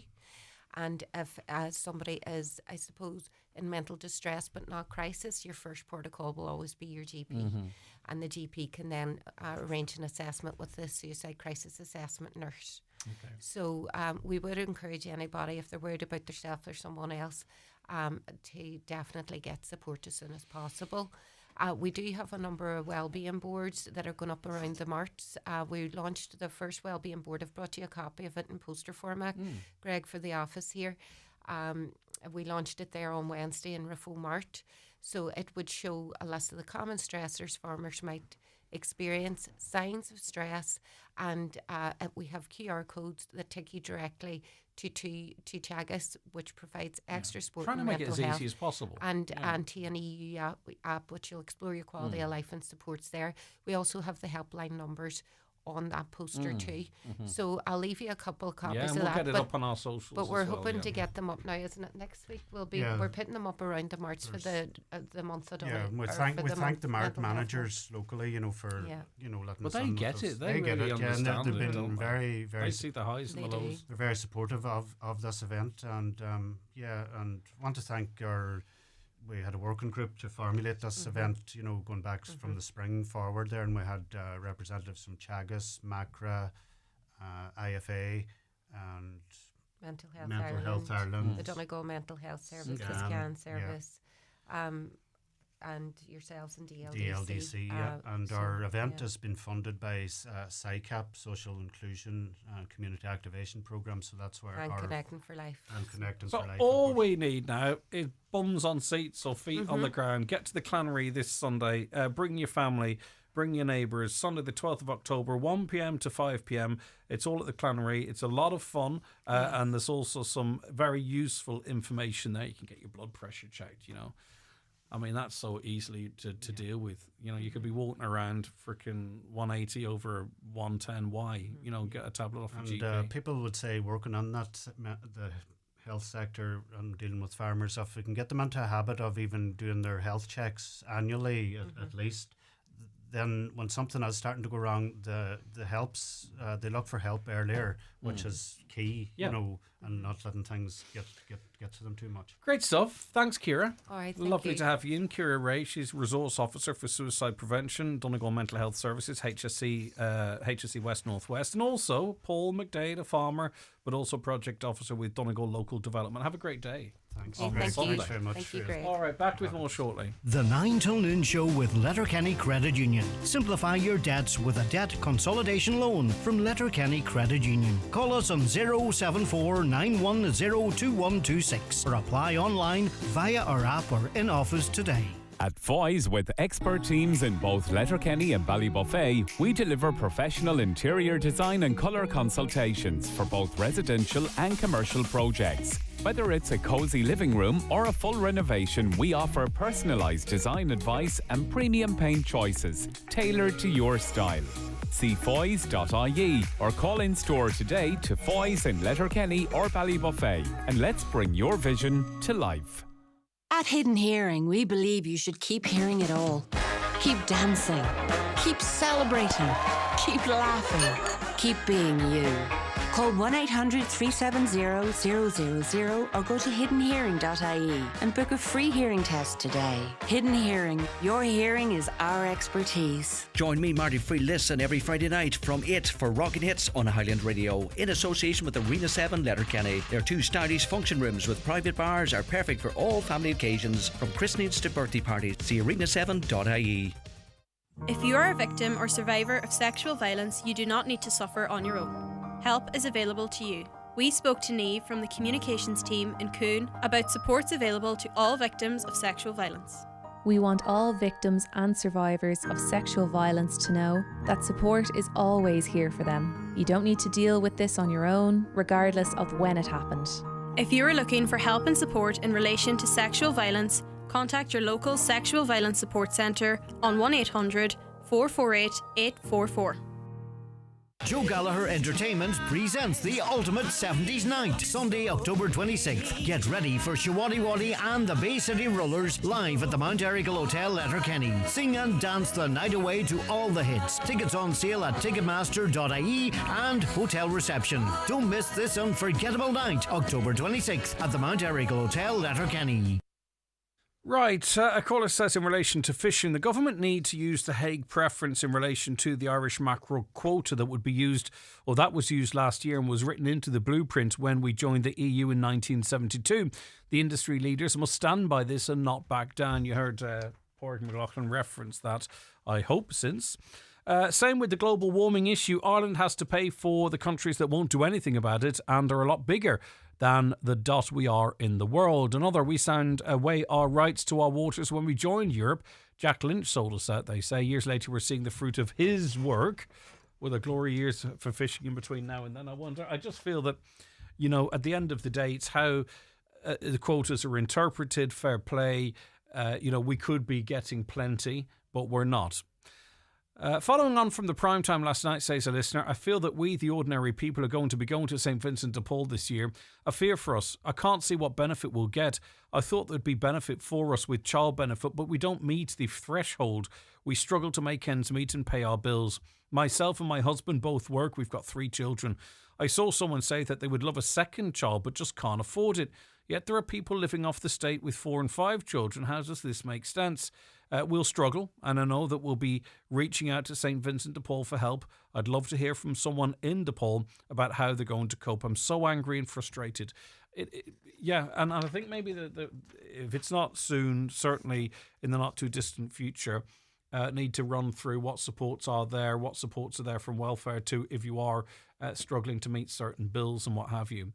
100 million for greyhound and horse racing. How many working class people own a racehorse? The increase in fuel prices, especially diesel, will increase food prices even more. Hotels, property developers, another budget for the rich, at the expense of the people who are unable to pay their bills. The budget is a joke. Working people shafted all the time. You better have never worked in your life, says a listener. Another, nothing in the budget for the ordinary worker. Hi, Greg. It's always the same with budgets. 2 tight budgets after elections. 1 fairly even one, and then 2 giveaway budgets just to get re-elected. Yeah, or maybe 2 tight, 1 fairly even, and 1 giveaway budget. But people will still fall for it. Hi, Greg. In relation to the presidential election, spoil your vote is the only protest move to send a strong message to the political establishment and media. It's saying, I exist. Well, it's not really, because you will just be a number. You'll most likely get the Fine Gael candidate elected. I don't know who's guiding people to think spoiling the votes is some big thing to do. It literally is fantastic for the state, for the government, for the Fine Gael-backed candidate, because it's unopposed. So you're sitting there writing someone's name that's not on the ballot paper, going home feeling all proud of yourself, right? But you actually could cast a vote to express a preference of the 2 remaining candidates. Hell, vote for Jim. Vote for Jim, and if he's elected, he has to step down, and then there's another election in 60 days. The least logical thing from my perspective anyway, but I don't care what you do, is to spoil your vote, to write Maria Steen or someone else's name on it. It achieves nothing. It achieves absolutely nothing. And when you do it all, and it's mentioned in a byline of spoiled votes by the media that you dislike so much, you'll be going, well, why is the media not making a big deal of it? Because it's just a spoiled blooming vote, isn't it? And it's mixed in with other people that spoil their votes by putting 2 1s down, etc. But it's up to you. You do whatever you wish to do. Chris Ashmore is presenter of the Business Matters podcast from us here at Highland Radio. How are you, Chris? I'm good, Greg. How are you feeling? You want to spoil your vote? No, I don't answer that. I'm only joking. Come here. A big success for Donegal people. Yes. Now, the Blas na HÉireann Awards, we've spoken about them in the past. Donegal has done very well in this. It's essentially a bringing together of a lot of companies, from small self-employed people to big corporations. The Blas na HÉireann Awards, it's the Best of Irish Food and Drink Awards, and they're held down in Dingle in County Kerry. A lot of listeners will be familiar with the little logo that you put on your product if you've won an award. Donegal producers this year, 9 of them, 9 out of 14 on the shortlist, coming back with a variety of silver, gold, bronze medals. So well done to them. Donegal rapeseed oil, Donegal sea salt, Filligan's handmade preserves, Green Pastures in Convoy, Kinniger Brewing, Kombucha Nadali, Little Mama's Gelato, Natural Dairies, and J.L. Geary Trading Limited. So great to see that. A lot of household names now too as well, which is quite impressive as well. We featured over the years on Business Matters quite a few of these producers, and the county is punching above its weight, and there's a lot more in the pipeline too. So great to see it. More success this time last Friday at Dublin's Royal Convention Centre. Yes, we're into the awards I know all about it. Who are you kidding? And Donegal food producer, seafood processor Atlantfish was awarded the Bord Ishkawara, that's the state seafood company, or the marine state body. Now, the Seafood Exporter of the Year award, they got that at the Royal Convention Centre in Dublin. Now, the company dates back to 1976, and they've been... Back then, it was all about brown crab, and over the years, they have continued to innovate, and their main markets, Greg, produce from off the Donegal coast, France, Sweden, the United States, and even Japan, where Irish brown crab is regarded as being superior and commands a premium price. So well done to all there. Yeah. Oh, sure. Yeah, I'm sure. Great celebrations. We've already had very positive reaction to the Derry Dublin route being returned. Yes, now this is under the public service obligation. So basically, there's a subsidy provided by the state for certain transport routes that wouldn't be economically viable on their own. The Dublin Derry service also gets a PSO obligation. And just in the budget, it was interesting to note the whole area of transport. The local link service, as we know, has been a great success and is continuing to expand. But commercially, you wouldn't be able to run it as a private operator because it wouldn't work. So it's good to see that there's more support on that whole transport side of things, a recognition of the importance of having good infrastructure in terms of transport. So Dublin Derry Air Route, it was there before in the past, didn't actually run for that long, but this has been widely welcomed in the Northwest, and they're hoping to start it in the spring. So keep an eye on that. I hope it's affordable. I think it will be, given that... I just see some other PSO routes. I don't think they're affordable. Yeah, well, and I just hope this is not taxpayers' money, taxpayers' money to allow an airline to come in, and clean up until such time as that money runs out, and then sod off again. I think a PSO, I think there should be a benchmark or an agreement where a fare is seen as affordable, and if that can't be achieved regularly with some consistency, then I don't believe that's to be a PSO route. I believe that's taxpayers' money going to pay a company to fly empty planes up and down the country. It'll be interesting to see how it compares with the service from Carrickfinn to Dublin, and just you would imagine it should be a similar enough price given the distance. We'll keep an eye on that, Greg. I will, because I'm a miserable old git. Yeah. Right, petrol, diesel, I don't know. Yeah, well, I'm all for local link, but try and get to and from work on it, right? Yeah. And it's just getting more and more expensive to live in rural Ireland. Yeah, the 2.5 cent a litre in the budget, the carbon tax, that came in overnight. So it's widened the differential between north and south. If you are in the north, you can get a litre of unleaded for about 128 sterling, which equates to sort of 155, something around that. So, there's a 25 cent a litre difference, and diesel not quite a big difference. But if you're filling a full tank, so again, if you are close to the border, there'll be more people not contributing to the Irish state. Well, I have to be careful with what I say here, but sometimes you can move within Donegal and make an equivalent saving. Indeed, you can. Shop around, there's a big difference in petrol and diesel prices from one pump to the next. Yes. And we often complained about cartels, or there was these allegations, but you can travel and make money. I just find it interesting that just other than a few outliers, that regions have the same type of price. Like, so you could get a tanker that pulls up and fills 3 stations in Donegal town and then travels up and does, 3 in another town. And the price difference is similar in one area and similar in another area, but not the two being similar to each other. What's going on there? And if you know what I mean? If you are filling... I don't know how many people actually fill the car fully, because you're talking maybe 60 or 70 euros. A lot of these SUVs with the small petrol engines, like it's 100 quid. Yeah, it's a lot of money. Because you've got a big car that really probably needs a 2.8 litre engine in it, to really be a workhorse or whatever. And it's got a 1.3 petrol engine. But as you say, even shopping in a relatively small area, the comparison on a full tank, you could save yourself 10 or 12 euro. And then in the north, it could be up to 20. Potentially per week. Yeah. So you multiply that over a year, it's not insignificant. Okay. Right. We're going to take a break and then come back with the contents of this week's podcast. So stay with us. Chris ain't going anywhere. He's shackled to the desk. The 9 till noon show is brought to you by Letterkenny Credit Union, offering low-rate car loans with fast approval. Apply online at letterkennycu.ie or in office today. It's October, and you know what that means. It's time for the annual Oktoberfest sale at Easy Living Furniture. Celebrate in style with huge reductions on all departments. From plush sofas and dreamy mattresses to eye-catching dining sets and stylish accessories. We have everything to make your home feel autumn ready. Shop the Oktoberfest sale, exclusive to Easy Living Furniture. Crescent Link Retail Park, Derry, Londonderry. Don't miss out on the sale of the season.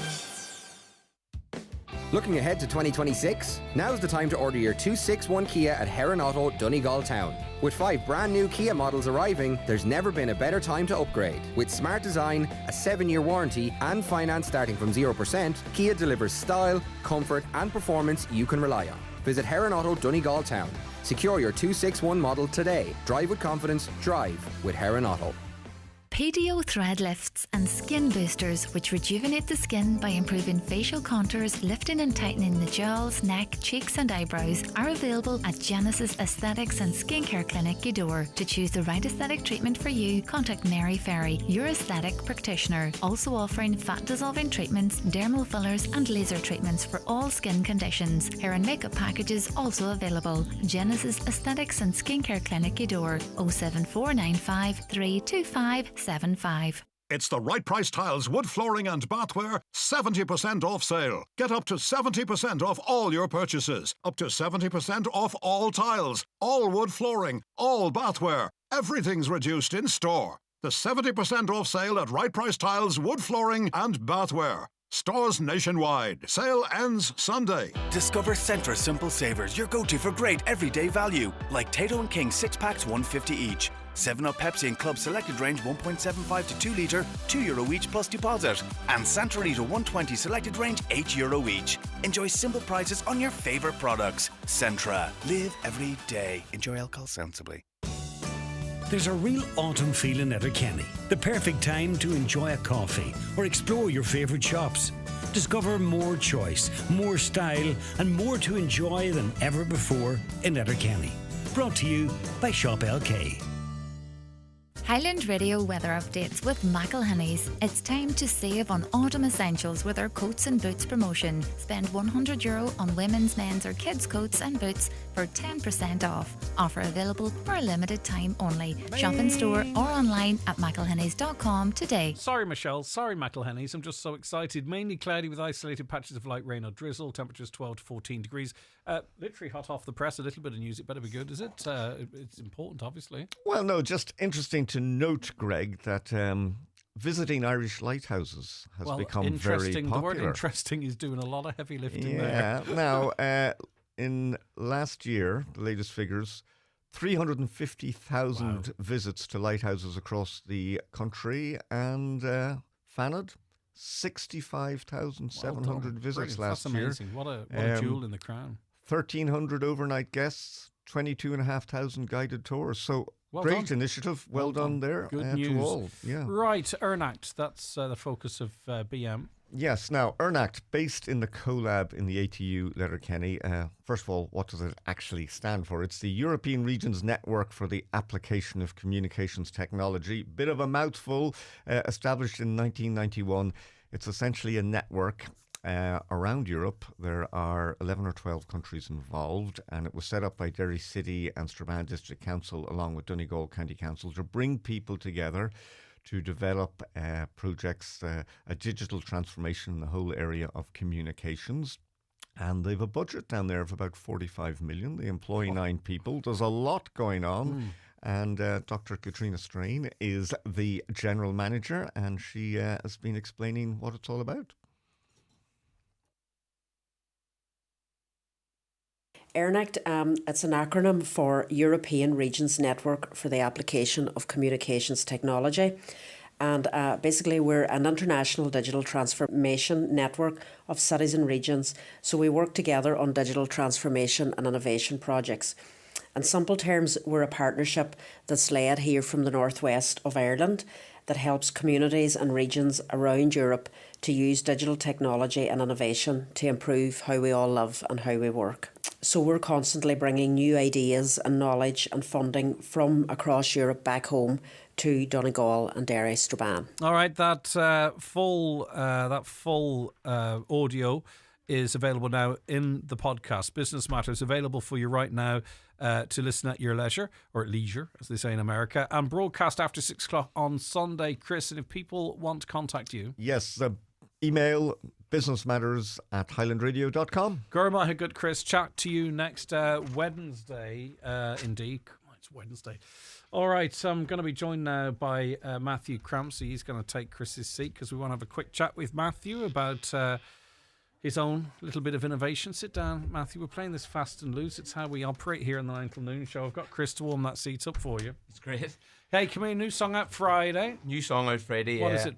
It's a song called Home Again. And it's obviously we have a lot of songs in Irish culture about being away and wanting to get home, but I'm 30 years of age, and everybody that I went to school with, you only see them around Christmas and stuff. They've all emigrated, and I just got that kind of feeling that there must be others like me, that have built a life here in Ireland, and just as much as they think about leaving, they didn't. So I wanted to write a song for the people that were here and always thought about going, but just knew that they would always want to come home again, and that's where Home Again came from. Stuff. And how long have you been working on this track? It's not out officially yet. No, is it's it? out on Friday. But we're going to get a chance to listen to. Brilliant. Okay. Yeah. I wrote it fast. I wrote it about a year ago, nearly exactly a year ago. It was around this time last year, and I had the idea for it for ages, and I had written the verses. I'd written the verses separately, and then the chorus just came to me one day at the kitchen table, and I was like, right, and I put it all together, and that was me. Then once I had it, then I was like, I'm not going to touch that until I'm ready to work for it. And then obviously this year I've kind of been reinventing myself and going back out on my own and stuff, and I wanted to get another original out this year, so I have this one, and I'm actually working on a Christmas song as well. So because you explore, you talk about your home, others away, you kind of explore whether or not are they right, are you right? Yeah.